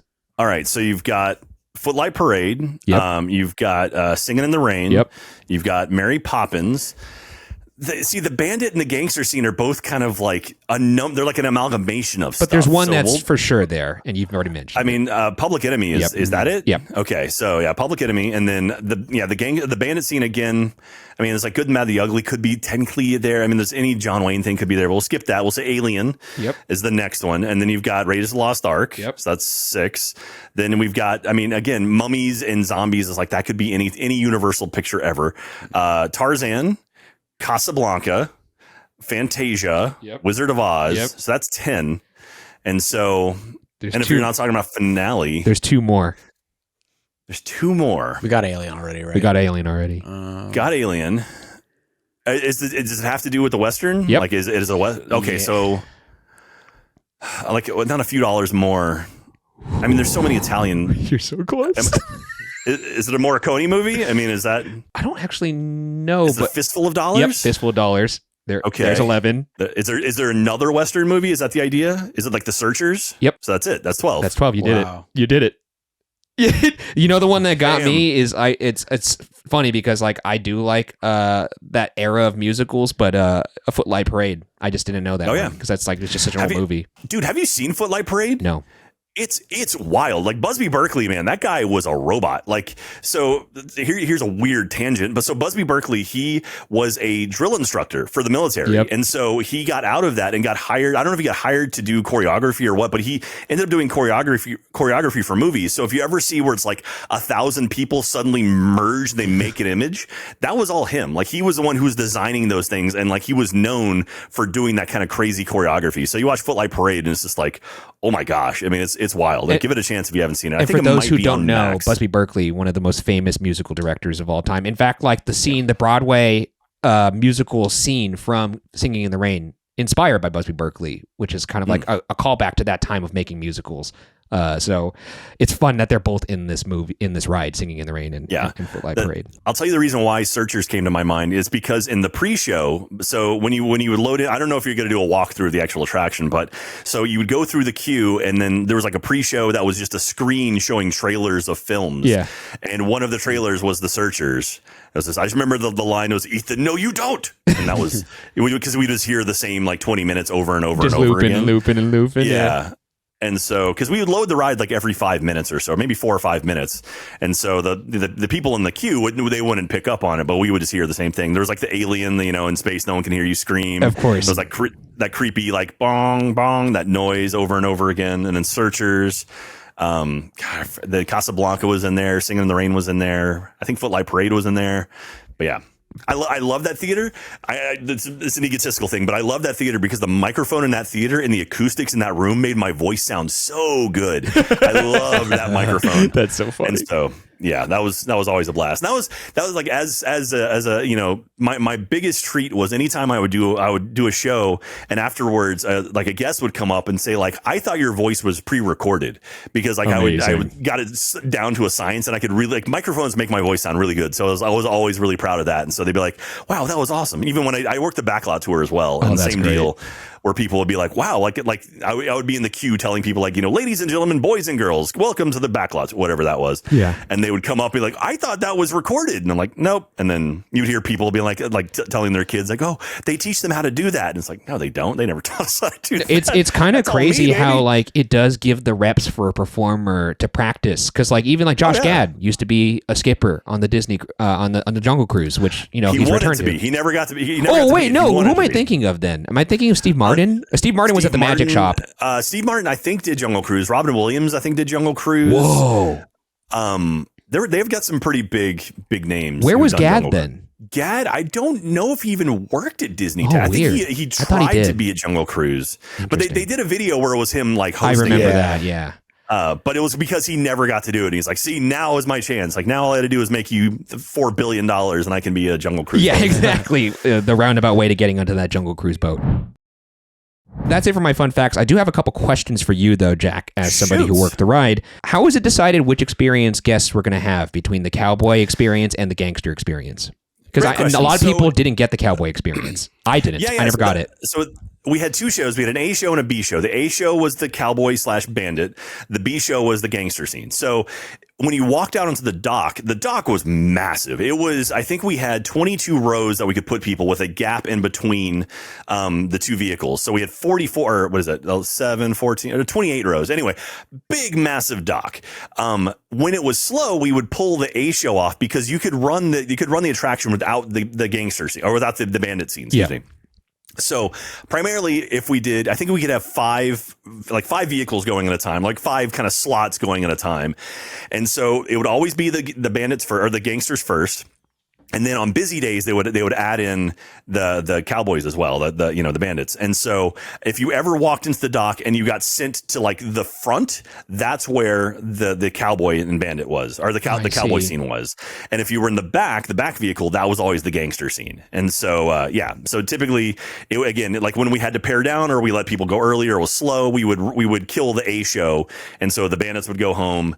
And supposedly also it was more expensive to do that show because it had the big fire effect. Sequence, yeah, because there's like they basically light dynamite and throw it in there and it blows up a building. It's this giant, really cool fire effect. So cool. But so again, that was more expensive. Supposedly, I don't know if that is the case, but and so that's how. So it would be the back rows because the vehicles were. It was a tractor trailer, actually. So the front vehicle was the one that actually had the mechanics to move. And that there was 11 rows. The front row only had 4 seats because the host was there as well. And then the back vehicle, it had 6 full rows in the back row. The 7th row was a smaller row for wheelchair access. Okay. And so, so it was 70 people we could fit on the attraction comfortably, I think. And so I would do that. So 70 people at a time for 22 minutes at a time. Over and over and over again. Some days from 9 a.m. or 8 a.m. until midnight on some of the busier days. 2,000 riders per hour, apparently. Yeah. So see, I don't know the rider number. I just know like how much we would load up and we'd try to stack in as many as possible. And theoretical. One fun thing. Well, there was one thing where they would do like days where we were trying to like get higher numbers. So they'd be like, oh, we're doing a competition today. Like whichever attraction can get the most riders through.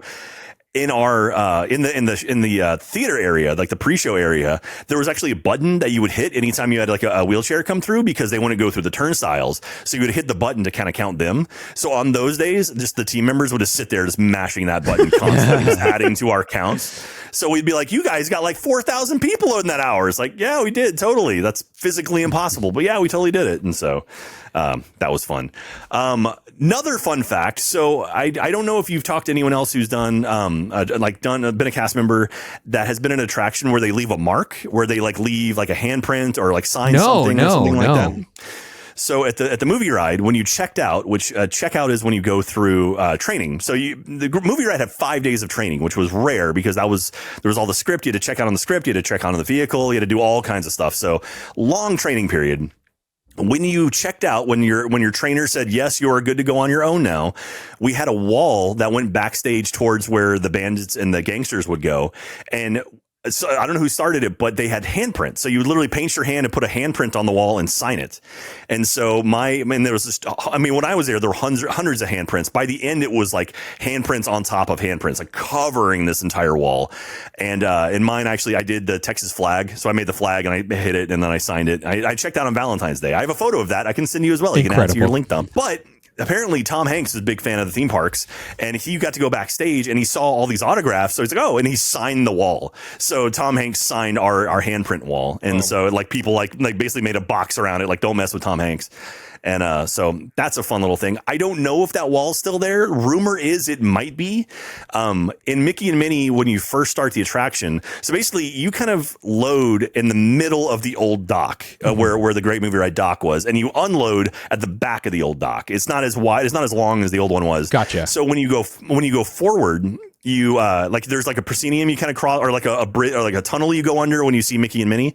So that tunnel is unchanged from the original Great Movie Ride. That used to be the big marquee. Yep. And you go underneath it and turn left. And so that initial turn is identical to what the Great Movie Ride was. And kind of on that turn, sort of behind where that Mickey and Minnie animatronic would be, that is the wall. That's where the handprints were. So I don't know if they're still there or not. I don't know if you have any fans listening right now that work there that maybe can let me know. But I mean, it's a very good chance either there's got destroyed or they got painted over. We'll just have to hit the track switch. We'll go back there and see that other wall. One more question here before we move on. What were the logistics of navigating this ride in terms of like a ride operator? Because I know there was red and green lights, and in terms of like if parts of the show stopped and there was catwalks above. The rumor is that there was a catwalk above that, your guys' managers only had access to, and they could watch you performing. Is that all true? Yeah. I mean, for the most part, yes, there definitely were catwalks. I don't know that there were any managers that were that, anal enough to really care. Yeah. To be fun. I mean, honestly, if a manager wanted to watch you, they'll just get onto the ride. Like I had a number of times where I would do a show and then like from the back row, a manager would come up like, hey, keep up the good work. And I'm like, oh, I had no idea you were there, because again, you're kind of in your head thinking about speeds, thinking about your script, and then looking at the first, 3 rows in front of you. But as far as the catwalks go, yes, those existed for sure. I know I got to go up there one time during training, which was kind of cool. And supposedly there was a Make-A-Wish kid that came through in the early 90s that was a big Wizard of Oz fan. Like she was a huge, huge Wizard of Oz fan. And so they did a special treat where they took her to the Wizard of Oz area, the Munchkinland area. And they had a cast member come out in full Glinda costume, like full like Princess Glinda or the Witch Glinda costume, came out. And supposedly there were a ton of cast members in the catwalks watching it and just crying, just bawling watching this happen. And then and what was the other one? Oh, the way or the logistics of it. So there were 2 or 3 points in the attraction where you could stop the vehicles, and there would be big doors that you had a red circle or a red X or a green circle. The red X meant basically you parked it at that spot and you would just wait, and when it went green, then you would go forward. The doors would automatically open. Yep. Any number of things could happen to slow down the attraction. So it's a cascading effect. So like if there was an issue on the dock loading, that meant Finale couldn't go. Like basically Finale would have to wait for that, which means the people in Wizard of Oz would then have to wait for them, which means the people in Casablanca would have to wait for them. And so there were times, again, like I said, like they would give you a giant script with full of just like other details. 80 pages? So it's like, I think the original script was like 60 or 80, something like that. It was long. That's crazy. And then me being the film guy, I'm like, I could talk about movies all day. Yep. Let's go to town. This ancient pharaoh's tomb sets the stage for one of Hollywood's most unusual genres, the horror movie. During the 19th 1930s and 40s, some of the best horror films in the history of motion pictures were produced. And but yeah, so there were a couple points where you could stop. So like leaving the bandit scene, there's a point there you could stop. And there were actually, the vehicles were all they're all electric, and so there are giant batteries in these things. And there were a couple of points where you could actually park a vehicle, and a battery or a magnet would come up and attach to the battery and recharge it. So in the bandit and the gangster, and I want to say Casablanca, I forget. I think Casablanca, in front of Anubis where the switch was, and then the finale for sure. You could park vehicles there, and they would at night when we'd park them in these spots. They charge fully. Incredible. And then we had a maintenance bay as well. So the maintenance bay, if you're going through Fantasia, instead of going left into Wizard of Oz, you would go straight, and there was a maintenance bay back there, and then it would come back out in finale. So, or take it back, like it would come back in like the original dock area. So, but yeah. So it was pretty well done again. But these things, they were controlled by the ride operators, the person on it. So like I only had one time where I actually collided with another vehicle, where I was in the B show. And so as coming out of finale, you're side by side. One vehicle goes first, then the other one, and then you turned left towards the dock. And so I was in the follow vehicle, and the first vehicle went, and there was a problem on dock where like they started going but stopped. So we got the okay to go, but then they stopped, and I had my back turned, talking to my crowd as the finale was going on, saying, "Oh, thank you so much. Here's the next thing. You're about to get out of the vehicle." And then I look back, and the ride vehicle stopped at an angle right in front of me, and I smashed into it. Oh my god. And I was like, oh no. And so and it was just one of those things where like manager had to come over, and like we checked everything was fine. It didn't slip off the track, because if it falls off the track, that's a nightmare. What slipped out of you hot mic wise when that happened? Because you're mic'd up. Did you let a oh shit out? No. I was like your perfect locked cast member, man. I bought in hardcore. That's absolutely. Great. I was But it's yeah, awesome that you cared about the guest experience that much, honestly. No, I mean, that's the thing, because it's like people spend, like, I don't know what they're going through, but I know these people, like everyone there, every family there spent thousands of dollars to be there. So if I can make their day just a little bit better, I was always going to go out of my way to do that. And so, and I don't like, I mean, again, this is old man me. I don't know that they instill that in the cast members as much anymore.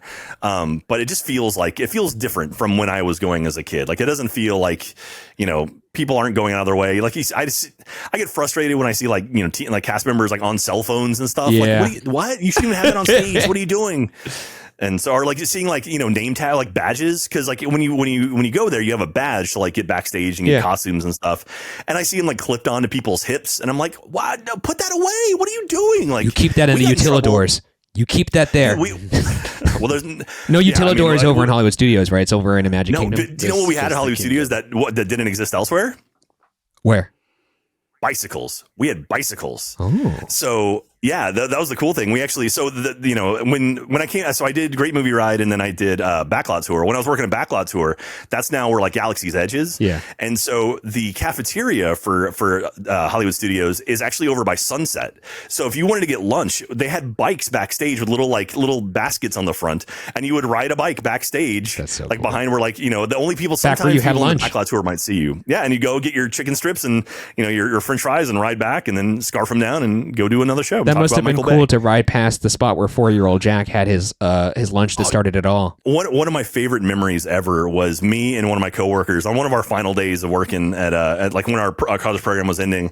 Park was clear, so all the big gates were open and everything. Yeah. And me and my friend, we just got bikes and we just rode through the park. We just rode bikes through the park. Dude, that's incredible. It was the coolest thing, like riding down Sunset, going over by Echo Lake, going in front of Star Tours, just riding a bicycle like through a theme park. Like, no one gets to do that. So cool. And we did have like 2 or 3 people kind of yell at us, but it's like, we're going home in a week anyway, so why not? It was pretty cool. We're going to go into armchair engineering now, which is what's one thing that you would possibly do to make this ride even better than it already is. But we're going to start with some suggestions that we have from our folks over at fyapod.com. And these are the top voted ones. First one comes from Amy Teddy Barra. They say, I would have loved to see more alternate endings featuring the live actors. Imagine a different show scene for each movie you go through, and you never know which scene your guide goes missing in, or which character will take its place. Imagine a Tarzan takeover or an astronaut from Alien. I'm imagining as much variety as Cosmic Rewind. It wouldn't be which song did you get, but rather which movie took over this time. Obviously, that sounds great from an armchair perspective, but I imagine you knowing the ins and outs of the logistics, that's impossible. Yeah. It would have an hourly capacity of 70. Well, I mean, like not only that, but it's the ride layout, the way if like people have like posted sort of maps of how it looked, there wasn't a lot of space in there. Like so the bandit area and the gangster area, they actually, if you notice, like the gangster kind of comes down some stairs to talk to you. That's because all of that area with the cast members was on the second floor. So like the bandit and the gang, so the bandit, when they would come out through the bank. But when you go into the bank, it's a giant fire door, which is kind of cool. So like they would blow it up, and you would literally have to hold a button to basically say you're clear. And so so that would blow up. But then you would walk upstairs. So it was all on the second floor because all the lower floor was ride.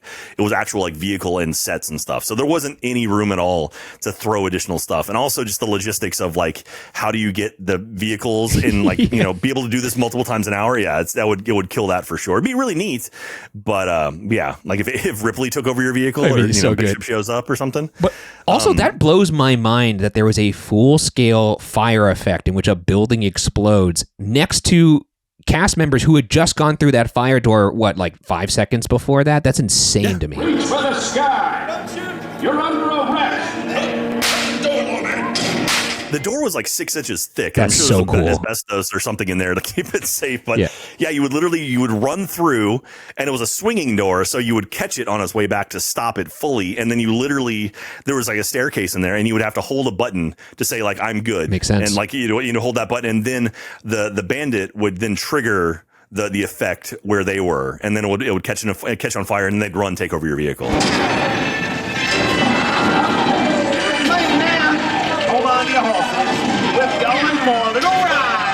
Interacting with that animatronic must have been really cool too in the bandit section when there's a bandit behind you with that gun. That's so awesome.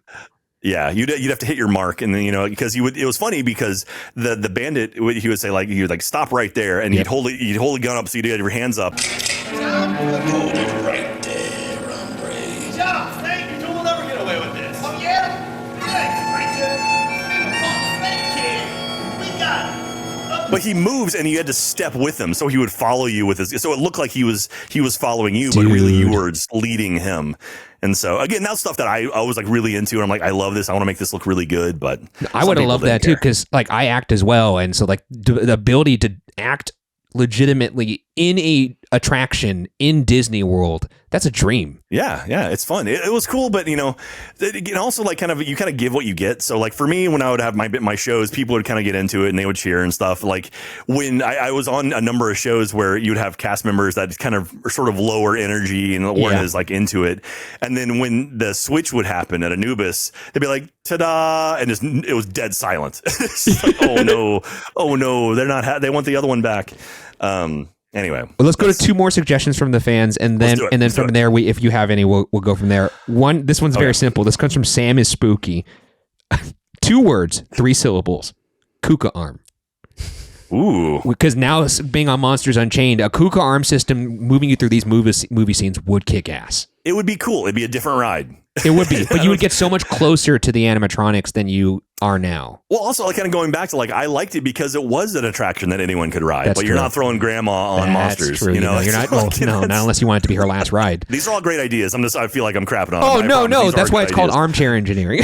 But okay. Arcane Tripwire, last one we'll go to here. I'd have a section of the ride to be set up easily to be changed to a scene from a recent hit in order to keep it feeling up to date and encourage regular re-rides. That, and I would still have it in operation.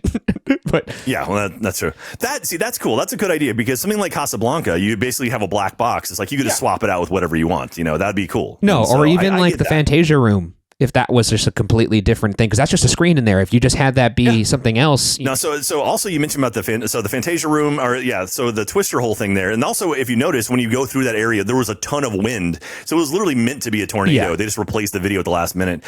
I heard, I don't know if this is true. I heard that they had rights to Wizard of Oz for a certain amount of time. Yep. And so like they basically milked every second they could get out of it. And so they cut the tornado to save time on the back end.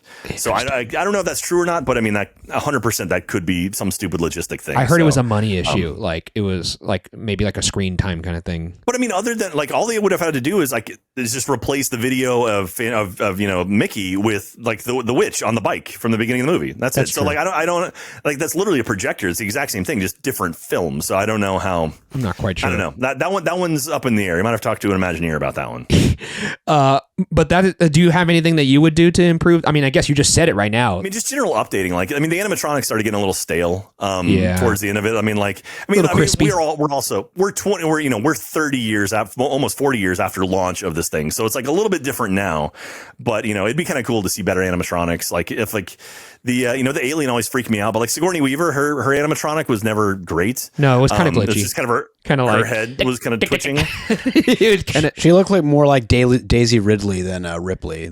Yeah, she did actually. One of the guys I worked with, he was one of the longest. There was a lot of cast members that had been there for like since it opened when I was there, so like 13 years. Yeah, and one of the guys working there said he was doing a gangster one day.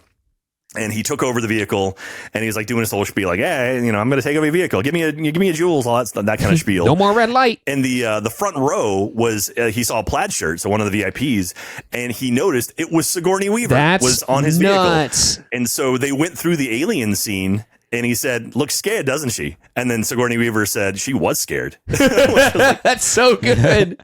That's cool. That's cool. Like that's such a neat experience to like be literally in between two Sigourney Weavers.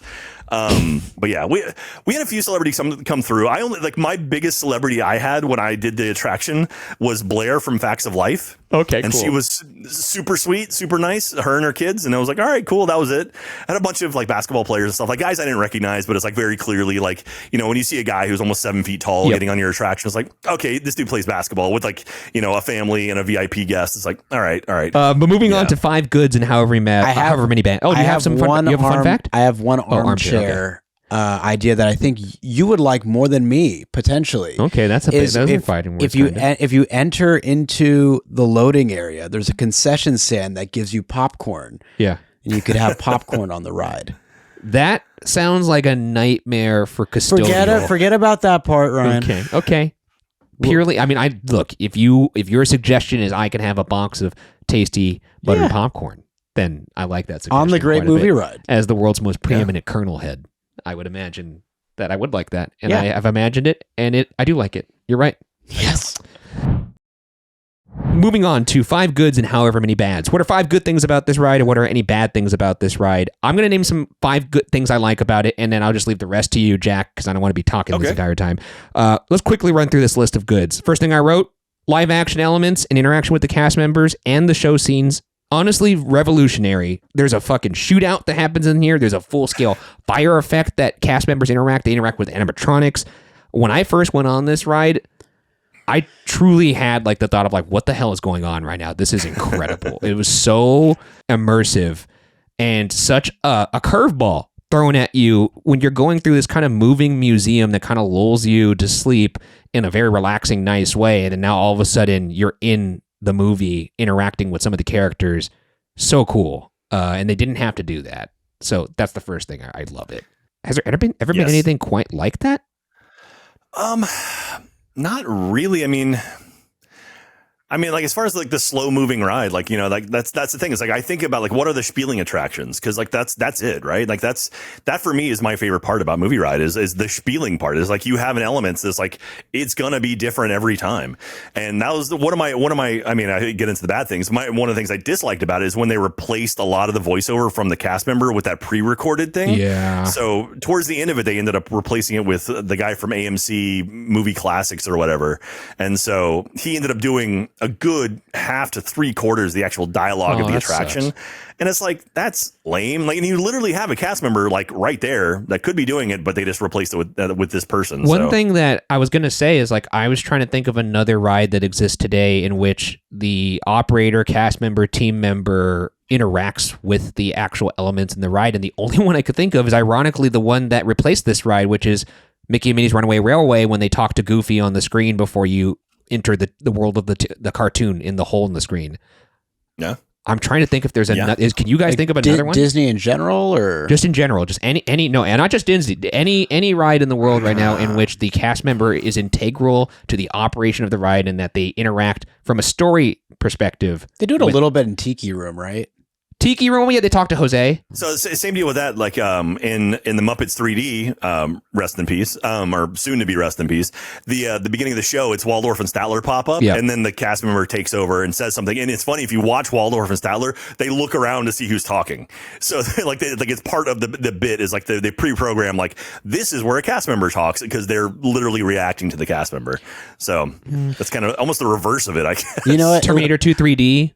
The lady at the beginning, the super lady, she talks to the screen, and Sarah Connor, and then also the tram, the studio tour tram over in Universal. They have some funny interaction with Jimmy Fallon. I feel like they're starting to do it on Cosmic Rewind now, or at least the cast member did for our last with Terry pre-show, Crews, right? Where he's like, call him Epcot Terrans, and then I hate that. I hate when people in the audience, the crowd, try to be part of the show. It's like, come on. No, the cast member said that. This was the cast member. It was worse. Because like in Rock and Roller Coaster, same deal. It's like, how about some backstage passes? Like, shut the, it's like, no, I don't want to hear from you. Like, I do love that idea. Let's even Tyler come up with the idea. I love that idea. Anyway, yeah, and so, but yeah, like that, and then like I'm trying to think like the only other thing, like Backlot Tour is pretty good, but doesn't really exist like that anymore. There's not a lot of kind of interaction between the attraction and the cast member, because I was thinking Kilimanjaro safaris, but I guess the cast member and the animals don't really work well together. And so honestly, of the ones that we listed, the only ones where if you remove the cast member, there would be a gaping hole in the show and it wouldn't make sense is Great Movie Ride and Mickey and Minnie, because you'd actually do need that interaction with with Goofy hanging off the train for it to like make sense. So I was just trying to think like there is no B mode for those two. All the other ones you could get away with just like nixing it. Like you don't need people talking to Terry Crews in Cosmic Rewind. You don't need even the Jimmy Fallon bits in the studio tour. So like it is kind of a lost art. And I unfortunately think that it's the theme park industry's way of moving away from depending on live people for their show. Yeah, which it takes away that magic, right? It takes away the one-of-one experience that you were able to provide for your guests in your ride vehicle. And why that Great Movie Ride was so much fun, why the studio tour is so much fun, is because every time it's a unique one-of-one experience. You're never going to have the same Jack Pattillo delivery on that one time versus the other time. And that's like super cool. And I am a little sad that no longer exists. I mean, we're seeing a little bit of elements in Epic now where you're seeing, like, I guess at Disneyland they do it as well, where you have more kind of characters walking around the parks. Oh my God.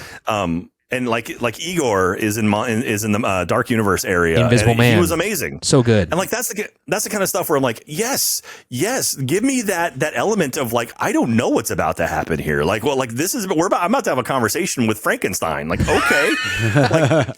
I love that. Like that's the fun stuff for me, where I'm like, this is something unique and special. And so I do wish we had more of that stuff. I do wish we had more interactions with humans. But then again, I mean, I remember seeing people like when I worked the Backlot Tour. I did so at the Backlot Tour when I was there in 2005. We had the water tank portion at the front, and then we had the actual like tram portion in the back. Yep. So I did the water tank up front, and it was like same deal. I wanted to do a spieling attraction. It was a 8-minute show that we would load every, it was 10 minutes long. We would load it every 10 minutes. And we do an 8-minute show on the full days. And there'd be days where like I worked with certain people. I'd be like, hey, like, so you would get a what you call bumping. So basically it was like a list of like positions, and you would move from one to one to one. So you're always kind of doing different stuff. Yeah.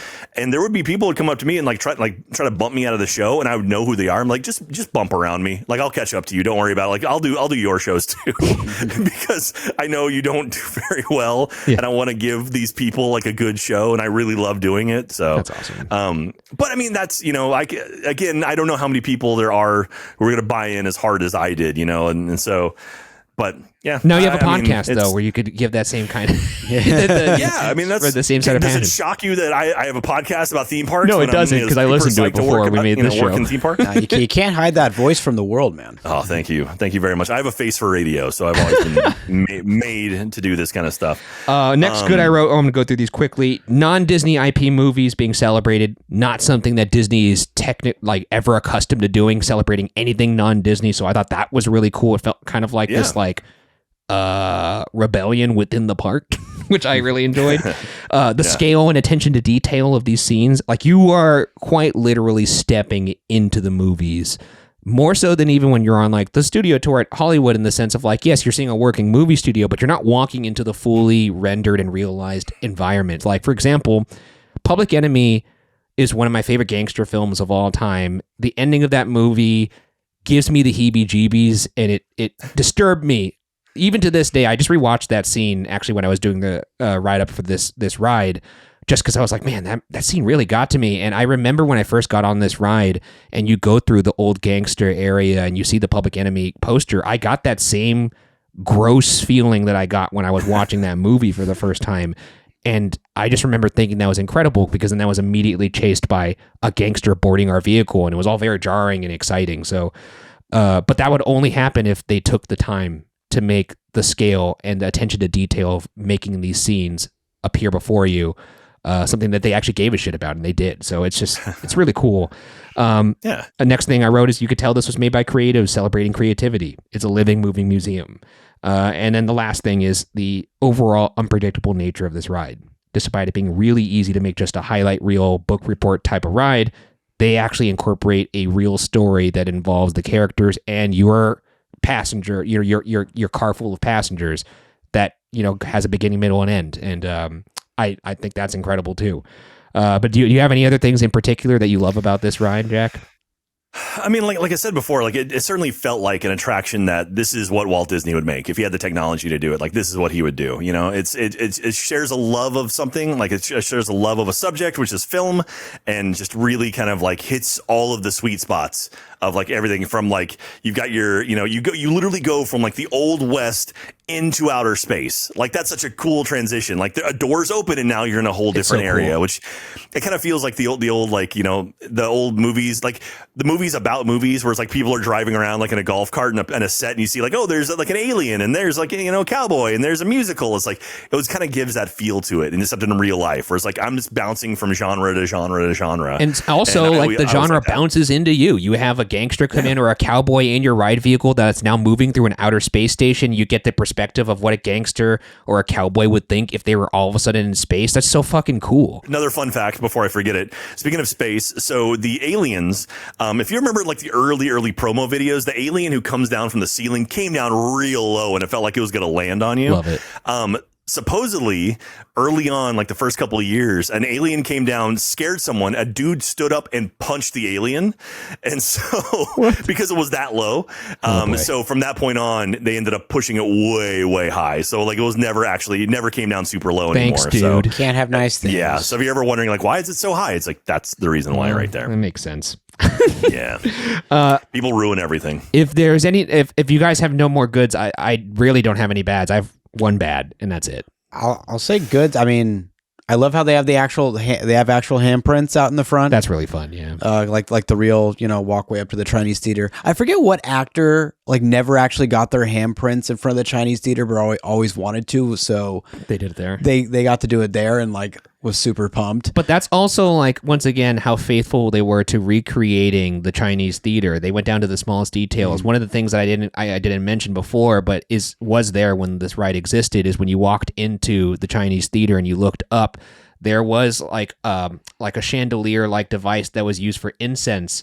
And back in the day in the actual Chinese theater, they did that for the first 2 years that it was open, but then stopped doing it because, it's fucking lighting something in the middle of like a building.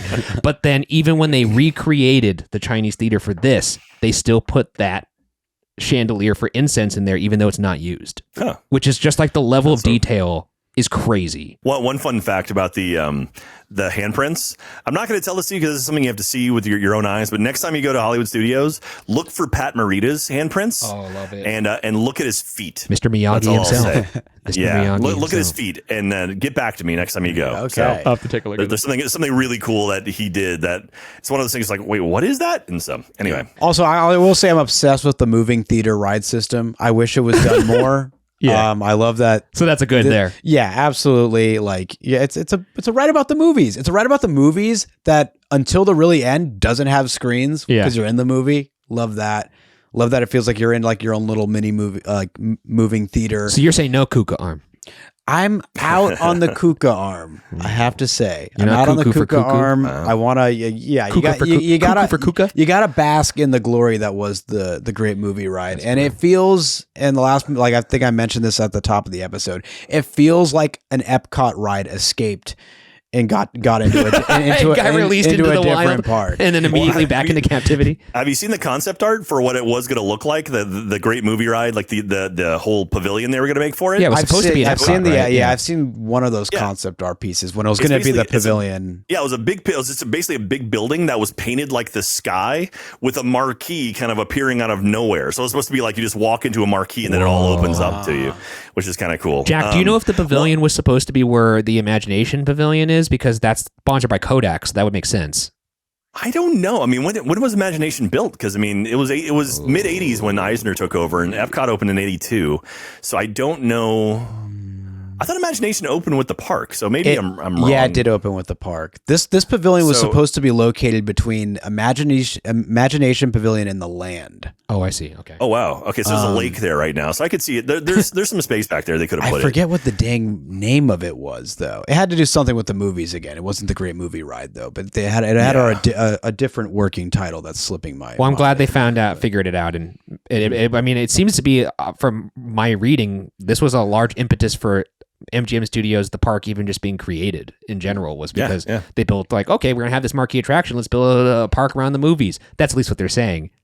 And maybe not that Universal was building one down the street and they're like, we should do that. I think the ideas for this was right before Eisner came in too. I think the concept art like was out in like 84, which is when Eisner came in. So I think my best guess is that once Eisner came in, it's like, wait, why don't we just do a whole theme park of this?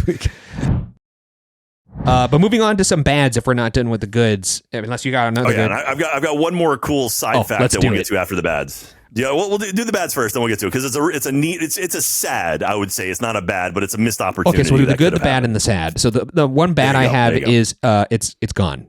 Moving on to the sads.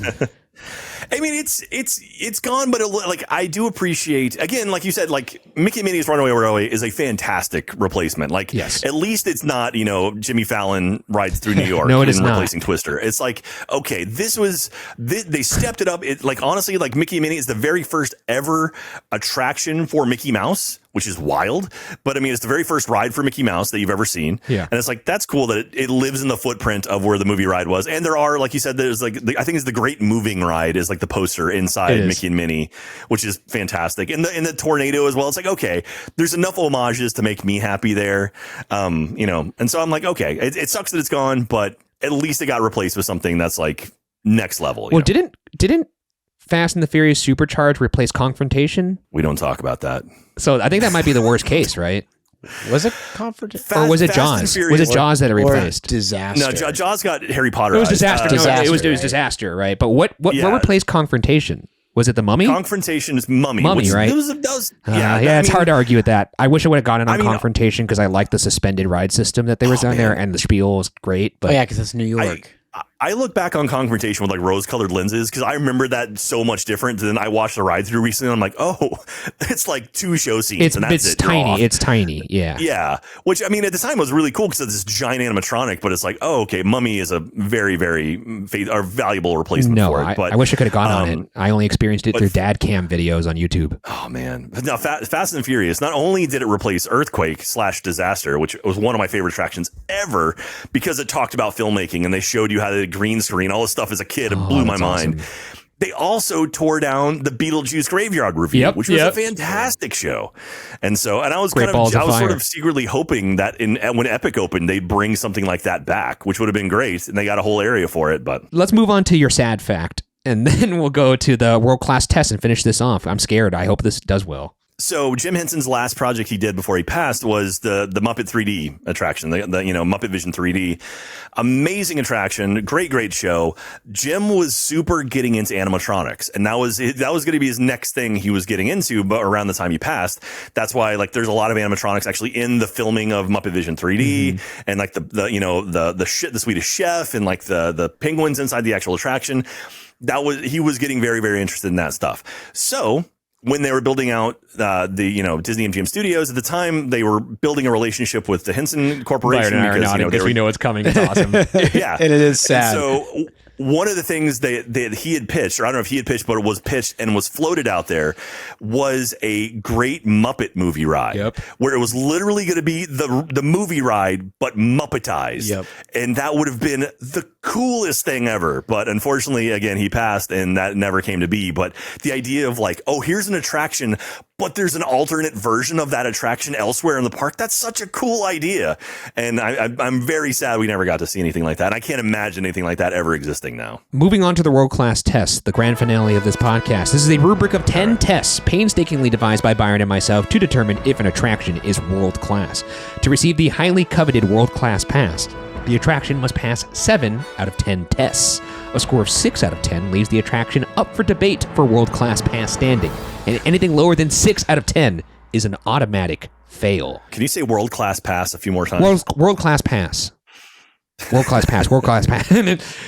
Now, as we've mentioned this before, we have modified this rubric based off of feedback from you guys over at fyapod.com. This is, I think, maybe like the 4th episode of the new rubric. So sure, if you've missed some time, it's changed just a tad, but still faithful to the idea of the world-class pass. Now, let's go on to test number 1. Let's get this started. The average tourist test. Does the experience of this ride justify the average wait time or anything that you have to go through to get on this ride? Oh, by the way, I did find an average wait or like a historical average wait time for this on ThrillData.com. Could I guess? Do you want to, Jack, do you want to take a guess first? I'm going to guess 25 minutes. Oh, fuck. Okay. That's like literally exactly. I'm not going to price is right you. I'm going to go 15. 21. Damn it. Is what they have. I don't know what kind of data they were collecting, because that's obviously in the initial years, not like no one's plugging. I'm sure the wait times were longer within the first few years of operation, but 21, it's pretty solid. Anecdotally, I do remember especially for how as high of a capacity as the ride has. And it was a people eater. I mean, it was eating, like what I think it was so 140 people every 5 minutes. I mean, it moved at a pretty good clip. And now if you look now at Mickey and Minnie's, they use the extended queue outside a whole lot more. So there's like a whole area. If you're looking at the Chinese theater on your far right, there's like an outdoor queue area. What happened was when we did the movie ride, where all of the rooms are now, where Goofy pops up and does this whole thing, like the screen, that was all queue space. So they basically got rid of a lot of indoor queue for those rooms. And so all of that indoor queue spilled outside. And so now people have to wait in the sun. Yeah, so that's unfortunate. Yeah. And it's just, it's not the same queue that Disneyland has, unfortunately, which is so that one's but I would say 21 minutes for a 22-minute ride. That's a pretty good wait to ride ratio. Yeah. Pretty damn good. Yeah. What do you guys got for this one? I think this is a pretty clear pass. I mean, the wait time, the ratio is like you just said, 1-to-1, and 100%. And the queue is awesome. And a high quality ride. All right, then that's a pass. 1 for 1. Moving on.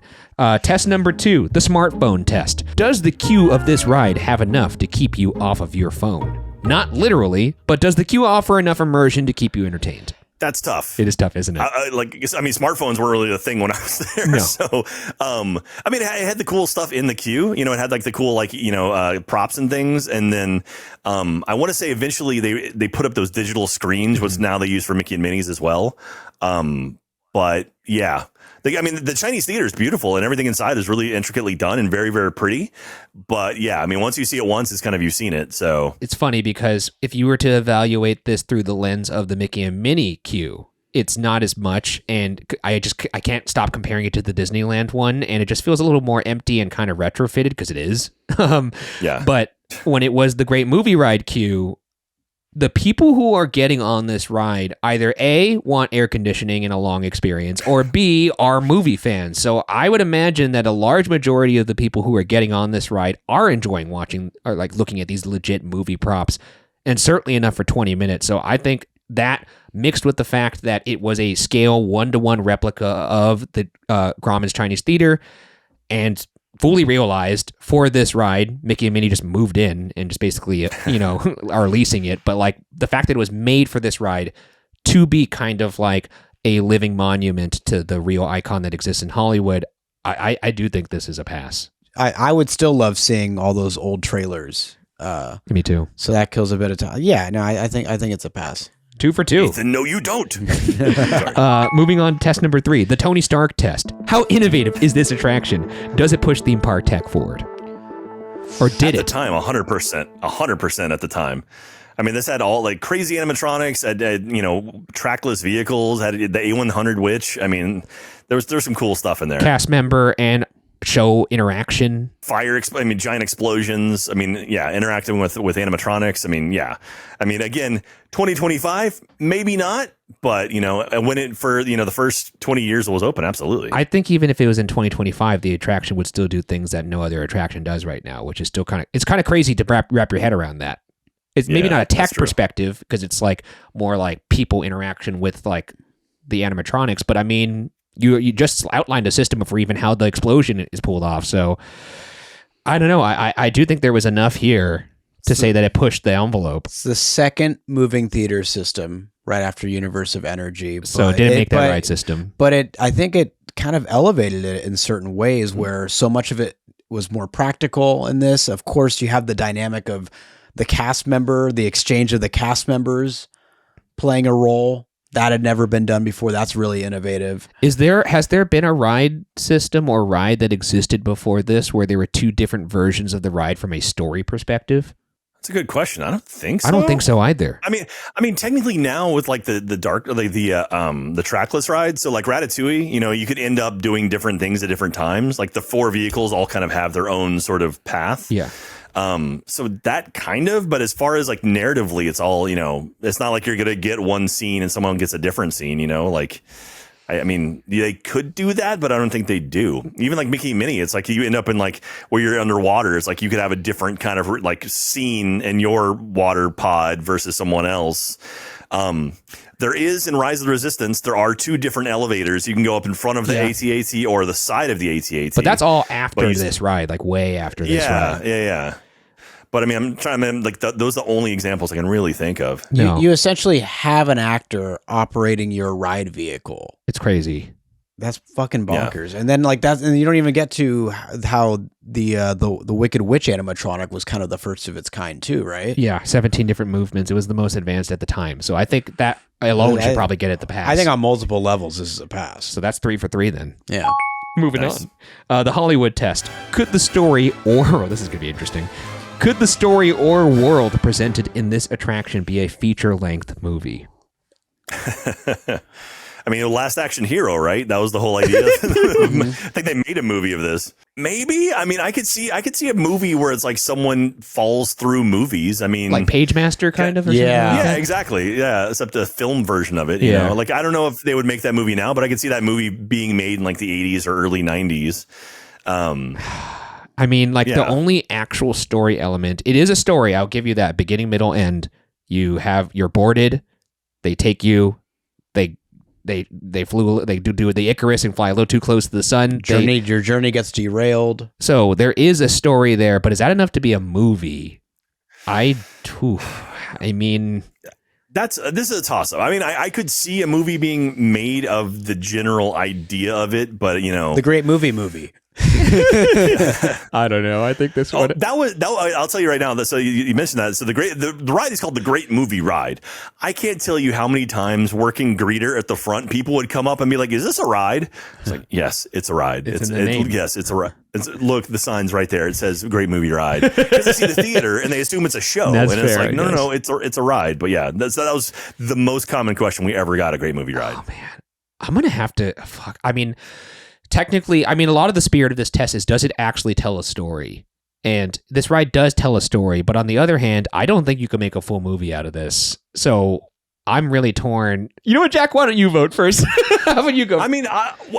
Just because I don't want to be a homer, we'll say this one does not pass. Like we'll say I could imagine it happening, but there's not a true there's not enough of a 3-act structure to turn this into a film as it stands. I could see something taking elements of it and then turning that into something big. So could the story or world presented in the attraction? See, now you're messing with me. I was trying to get us away. I know. I'm just trying to faithfully go through the test. I'll still say no, because getting taken and getting captured and then going back, I don't think so, because you need more than that, Byron, I think we'll pass. What do you got? I just think that the way that they present the worlds in this is not as if they are original things. It's like you're visiting going through movies. It's kind of it's if you want to go, it could be a documentary, sure, but I think I'd have to sadly lean towards it failing. I have a fails here, so I'll fail across the board. That's 3 for 4. That's fine. Moving on. Test number 5, the Simpson test. How likely is this to be replaced with something new? Well, it was. And look, here's the thing. I've had folks say to me that we should have a different test for rides that are defunct. Defunct attractions? But the very reason why we made this test is because if a ride is able to go defunct, it should get docked for that. Like it's in the sense of like there's a reason why it left in so many words. Yeah, I see that. I mean, it's tough because the movie ride could exist now, but I mean, it was declining in popularity. Yes, exactly. Obviously, towards the end of it, I mean, there was a huge up spike at the end when people were like, oh, it's going away. Yeah. But I mean, it is the marquee attraction of a park, and at some point, it's gonna age. I mean, like they were about to do a massive refurb of Spaceship Earth before COVID. I mean, it's like you've got to update this stuff. You got to update your rides. But that ride's never going anywhere, in my opinion. I mean, personally, I believe that theme parks are a living document, and then that nothing should be sacred. Like when Universal got rid of Kong, it's like okay, wait, before you go further, I'm going to test you on that. I'm going to name a couple attractions, and you tell me whether or not you truly believe in your heart they could actually ever leave. Okay. Pirates of the Caribbean at Disneyland. I could see a new version of it. Yes. Haunted Mansion. Ooh, I mean, God, now writing monsters, I want to see a new Haunted Mansion. But, I'm spoiled by that. I mean, honestly, like Monsters is the next version of Haunted Mansion, Unleashed or Unchained. Yes, I'll say yes at some point. Ooh, that's spicy. I mean, it's ghosts. I mean, like already, like people are talking about, like, oh, we got to get rid of, the hanging ghost. Yeah, but it's like the whole ride leaving for something else. There's no way, man. Come on. To me personally, the only what is sacred in the park, and it's like maybe it's a Small World. I mean, just because that was like one of the first things ever. But I mean, I don't know. I mean, like Pirates, like Pirates, Jungle Cruise, Haunted Mansion, Small World, or kind of like, and I mean, even Space Mountain, like Big Thunder, even. I mean, those are kind of like the big ones, right? And it's like I could never see those going away, but it's like I kind of could. I mean, even now, like Tom Sawyer Island's going away. They're just wiping out a whole river put up cars, and I fear that Disney. That wasn't the OG though. That was the Magic Kingdom. No, but I mean, I feel like at some point, if they see dollar signs, nothing is going to be sacred. If they're like, oh, we could put, I mean, they're not going to, but if they're like, oh, we could put the Wizard of Oz where Haunted Mansion is, and make a buttload of money, it's like. Is it up for? I mean, people will complain and whine, but Disney's not losing money yet, so I don't know. There's certain rides that I feel like, how like in Loki there's like anchor beings, or like in the Marvel there's anchor beings for universes. For theme parks, I feel like there are rides, attractions, shows that are intrinsic to the DNA of that park, where if you remove them, it would harm the park overall, just in general. Like an ecosystem would be disturbed. Like I feel like the ones you mentioned, Disneyland, I would consider all of those part of that. And that's not even me just being a purist. I just think it would actually ruin the variety of experience that's being offered in the history. But like even like for instance, intrinsic to the DNA of the park, the studio tour at Universal Studios Hollywood, that'll never go. If it went, it's a different park. Like literally a different park. I mean, to be fair, Orlando, they had it and they got rid of it. Yeah, but they don't make movies in Orlando, though. They make them in Hollywood. No, that's true. It's funny because you're a West Coaster. I'm definitely I'm an Orlando kid. I grew up in Orlando, so there's always going to be the disconnect between Disneyland, Disney World, whose park's better and everything. And it's interesting to me because I think Universal Orlando. I'm kind of a Universal fanboy, but it's like Universal Orlando. I don't know that there's anything remaining from. I mean, the only original E.T. is the original. It's E.T. It's the horror makeup show and the animal actor stage. The only things that have been there since day one. Yes. And E.T.'s not going to go because Spielberg will choke anyone to death who tries to get rid of until E.T. It's his Costco hot dog. It's his Costco hot dog. And so it's so good. So that's never going anywhere. But until Spielberg's dead. But I mean, they've replaced everything in there. I mean, Kong's gone, Earthquake's gone. The big ones are all they've moved on. I mean, the thing is, the point of this test is we are evaluating a ride to see if it is a world-class attraction. And world-class attractions, one of the facets of them is, are they a DNA ride? Are they a ride that is intrinsic to that identity? Kilimanjaro Safaris, Animal Kingdom. Really hard to take that away. That's like half the park. Yeah. Like literally half the park is gone. Yeah. The foot space. So I mean, I think it's fair that this is an automatic fail, is what I'm getting at. I mean, I guess so. I mean, to be fair, like you still see the Chinese theater on some trash cans and stuff out there. Yeah, so that's true. It's still around, but I mean, now it's a different thing inside of it. Anyways, moving to test number 6. That's 3 for 5. Test number 6, the sleeper cell test. Is there a sound or soundtrack on this ride that, if heard outside the park, would immediately activate you like the Manchurian Candidate or the Winter Soldier and place you on the ride? For me, yeah, because I've ridden that thing literally thousands of times. So there's like a jazz swing version of Hooray for Hollywood that plays as you're exiting the queue. That I love that version, and I think someone actually found it recently and put it up on YouTube. I don't know where it is, but I've heard it recently.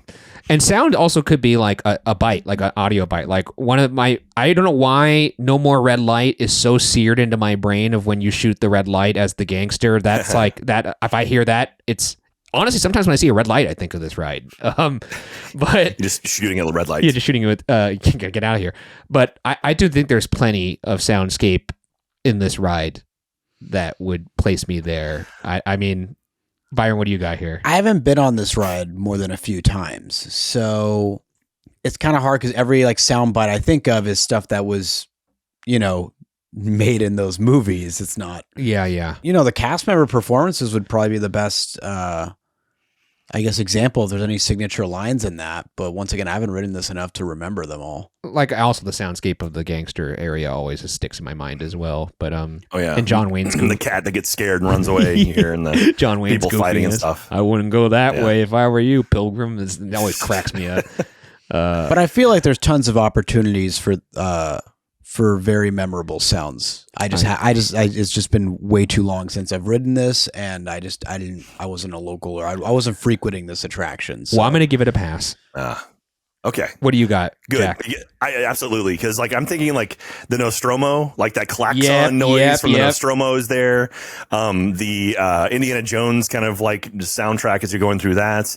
Tarzan, the Ungawa, and that whole bit like that. And then you've got Humphrey Bogart. Here's looking at you, kid, and then the music from Fantasia, dun dun dun dun dun dun, like that, and then the Wizard of Oz. Like there's so many like immediate moments that drive me right back to it. No, and I mean, like I know you could say those like harken back more to the films that they're from more so than the ride, but the way they're implemented in the ride, and also the original stuff that is original to the ride, I think there's enough there as well. So that actually just reminded me of the ending montage. I think they did have a Streetcar Desire, Stella. They did have a Stella. So that's 4 for 6. Moving on, test number 7. All right, the premature detraculation test. Does this ride finish too soon, or is it a good length? Some rides last too long. I don't think it's too long. I don't think so either. I feel like it moves at a good pace. It tells a good story. There's enough stuff to see. Like I don't feel like there's any dead points. Like even like in like Splash Mountain and stuff, there were points where it's like there's just nothing around you. No. But I feel like in Great Movie Ride, there's always something to look at. Except for the Fantasia scene, but you're looking at the screen. You're still got that. And it's 22 minutes of AC, and you're entertained the entire time. So I think this is definitely a very satisfying ride. I would pass this. Because it's like a ride, but also it's really a show as well. And 22 minutes, it's a 22-minute moving show. It's great. Fuck yeah, man. That's so you got to pass? 100%, yeah. Passes all around. Moving on to test number 8. We're at 5 for 7, by the way. The Run It Back test. Is there enough in this experience offered to warrant multiple re-rides? Do you have enough bounce in your step after this ride to ride it again?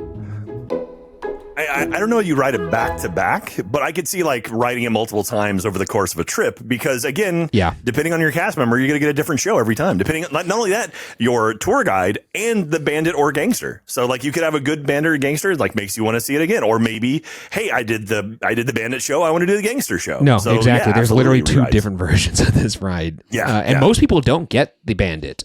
I never got it, and I've been on this ride a fair amount of times, but even with the montage really even works at the end because especially if you're like if you're like a cinephile or anything close to that, like even if you're not, like you get stoked and your appreciation for the movies is just like you're riding a high horse on that one. But in terms of like re-rideability, especially in the same day, once again 22-minute ride. And I don't know if I could quite get there on running it back. Like if a cast member came up to you and it was a slow day and it was just like, hey, you want to ride it again? You don't have to get out of the car. For me, probably. I mean, I enjoy it. And if it's something where it's like, it kind of depends on what time of day. If it's like in the middle of the afternoon. Yeah, I'll sit in AC for another 20 minutes. If it's like getting towards night and like Phantasmic's loading, I don't know about that. Yeah, that's a good point. If I'm going to be objective, I have to fail this. I think like, yeah, if I was spending if I was on a Disney World trip, that's a different story. I would want to circle back to it like a couple days later, especially if I knew I was getting a different experience. And I do get a sense of bounce. I don't know if that's more of like a personal thing, but in terms of running it back, yeah, I think I have to fail it. Yeah, I don't know if I would do it in the same day. And I feel like that really overall is the spirit of the test. I think there is enough to ride this a bunch of times, but maybe not the same day. That would be a lot. I would do it, but I'm also a sicko when it comes to movies and theme parks. So this is exactly my shit. All right, that's a fail then. 5 for 8. We're going to be okay, though. We have 2 more tests. Test number 9, the exit through the gift shop test. Would you, in theory, pick up merch for this ride as you exit through the gift shop? Basically, does this ride inspire you to sport your love for it? And I'm not talking about like, does the merch that exists move you? I'm talking about like, would you buy a shirt on Etsy? Would you buy great movie ride vehicle to put on your desk? Like a little, like, is this enough for you to walk around and be like, I love this ride enough that I would wear it? So I have a piece of Great Movie Ride merchandise, like an Etsy one someone made, like a former cast member made one and had all the different scene locations, which is kind of cool. Like the one where it's like, bacon strips and bacon strips and bacon strips, that kind of one. But it was like Doc, Musical Alley and Mary Poppins. It was like, that was kind of cool. So I bought that for myself. It was also for a charity thing. But as far as like legit official merchandise, they didn't make much, really any official which is merchandise. Crazy. There were a couple pins that I have somewhere. When the ride was shutting down, they made a T-shirt, like a farewell to the movie ride shirt, and a mug, and I think an ornament maybe, and that was it. But speaking of exit through the gift shop, no gift shop at the exit of this. No. You walk out and you're back in the park, which is kind of cool. They eventually put like a little kiosk kind of at the end, but you don't go through anything, which is nice. It's like, oh yeah, this experience the right amount. So, but yeah, 100% I would buy stuff. But again, I'm a sicko for it. So yes, I'm a homer. I also would buy stuff for this, but I also think it does have enough of a cult status that people would as well. Now, if I saw someone out on the street wearing a Great Movie Ride shirt, I'd be like, I know that person. That person knows. I dig it. I dig it. Yeah. So I'm going to pass this as well. I'm a pass here. Okay. 6 for 9. So we're already in debate land. Let's see if we could officially get it to 7 out of 10 so we don't have to debate. Test number 10, the final test, the fine wine test. Has this ride aged well? Has your opinion? No, so that one, probably no, get rid of that. But has your opinion of the attraction appreciated or depreciated since your first experience? Or if it's a new ride, do you believe it will age well? I feel like there are plenty of defunct attractions that I don't even think about anymore. This is not one of them. Yeah, this feels like one, like when I rode it as a kid, I experienced it different as I did as an adult. Me too, and now, me too. like looking at it now, it's like the amount of tech and creativity and craftsmanship that went into that attraction was wild. And like, I think now I can appreciate it on a different level. And so I would say it got better with time for me, even as someone who got to see how the sausage was made inside of it. No, I 100% agree. There's nothing kind of like this attraction now that exists, and that's a little insane to me. I will say the additional voiceover stuff, like that pre-recorded stuff, I would say that would be a mark against it, but still, I think it's incredible. But I think you would still rather have it exist than absolutely. Yeah. So I think if I actually believe that if among I guess Diz Twitter or like, among park heads, if you polled all of us and was like, would you want this ride to be here or not here? It would be an overwhelming, like almost 100% yes. Oh yeah, absolutely. Among the general public, I have no idea, but I think this is. Is this a ride people? Yeah, that's maybe not them. Yeah, maybe not. But I think this is a pass for me, even though it's no longer here. Yeah, the times I did get on it, every subsequent ride was better. Yeah. And your excitement would appreciate before every new ride you went on it. And now that it's been gone, the amount of years it's been gone, it just, I think, especially amongst theme park heads, it's dearly missed. And this sucks because this is one of those rides, because like every episode we do, Jack, most of them when they're operating rides, we finish the episode and we have this like, we need to get to the park. I want to ride it now. Yeah. Same when I'm editing these episodes, I just like, as soon as an episode drops, I want to get to the park and actually go ride it.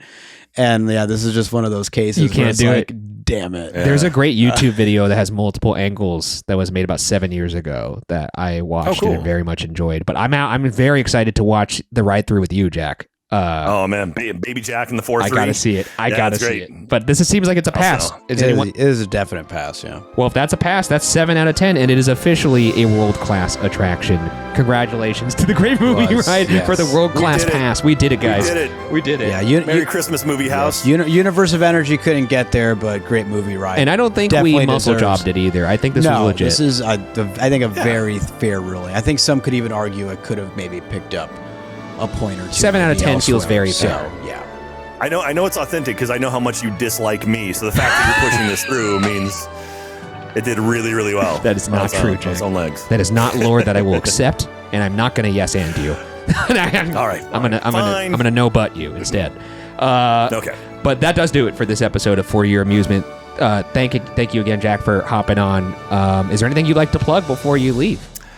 Well, I got to tell you, so you got to have me on in the future again, because there is a story I totally forgot about. There's a ghost on the ride as well. Ooh. And yeah, so we got to get into that. So I experienced a haunted ride at one point. So, but as far as my stuff, if you want to follow me, I'm youtube.com/Jack Pattillo, twitch.tv/Jack Pattillo. I'm at jackpatillo.com on Blue Sky as well. So if you want to follow me there, and but Annual Pass will be coming back soon.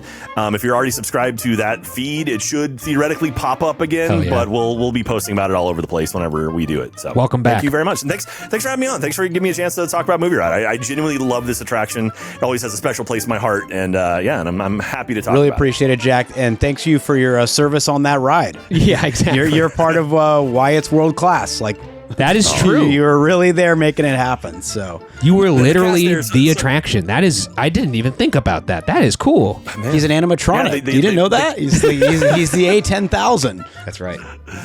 Wow, that's horrifying. But no, thank you for spending your time with us. I know this is a long podcast, so I appreciate it. And as a fan of your work, it's cool to have you here. So thank you. My pleasure. Thank you for having me. And then for everybody else, if you're watching, make sure to leave a comment, subscribe to the channel, or if you're listening, rate the podcast 5 stars, subscribe it as well to that as well. And again, you can support us further by joining our fourth wall, FYApod.com, and becoming an FYA hole, as Byron is calling it. And you'll get up to 3 monthly bonus shows, as well as the one you just watched. And our merch is there as well. But I'd like to thank those of you who are already park hoppers. Here's 10 names of e-ticketers that we'd like to thank. Raymond L., Marcus P., Buzzed, Lightyear, Adam from before, Progress Pavilion, Jasmine Flores, Clone 3X6, Miranda K, RDWW, and Brandon. Follow the pod socials at FYA Pod everywhere, including Blue Sky. We're not really on Twitter anymore. And I'm at Ryan Bergara everywhere, and Byron is at Byron A. Marin across all socials. Thanks for spending your time with us. Enjoy the rest of your day, guys, and we'll see you all on the next ride. Bye-bye.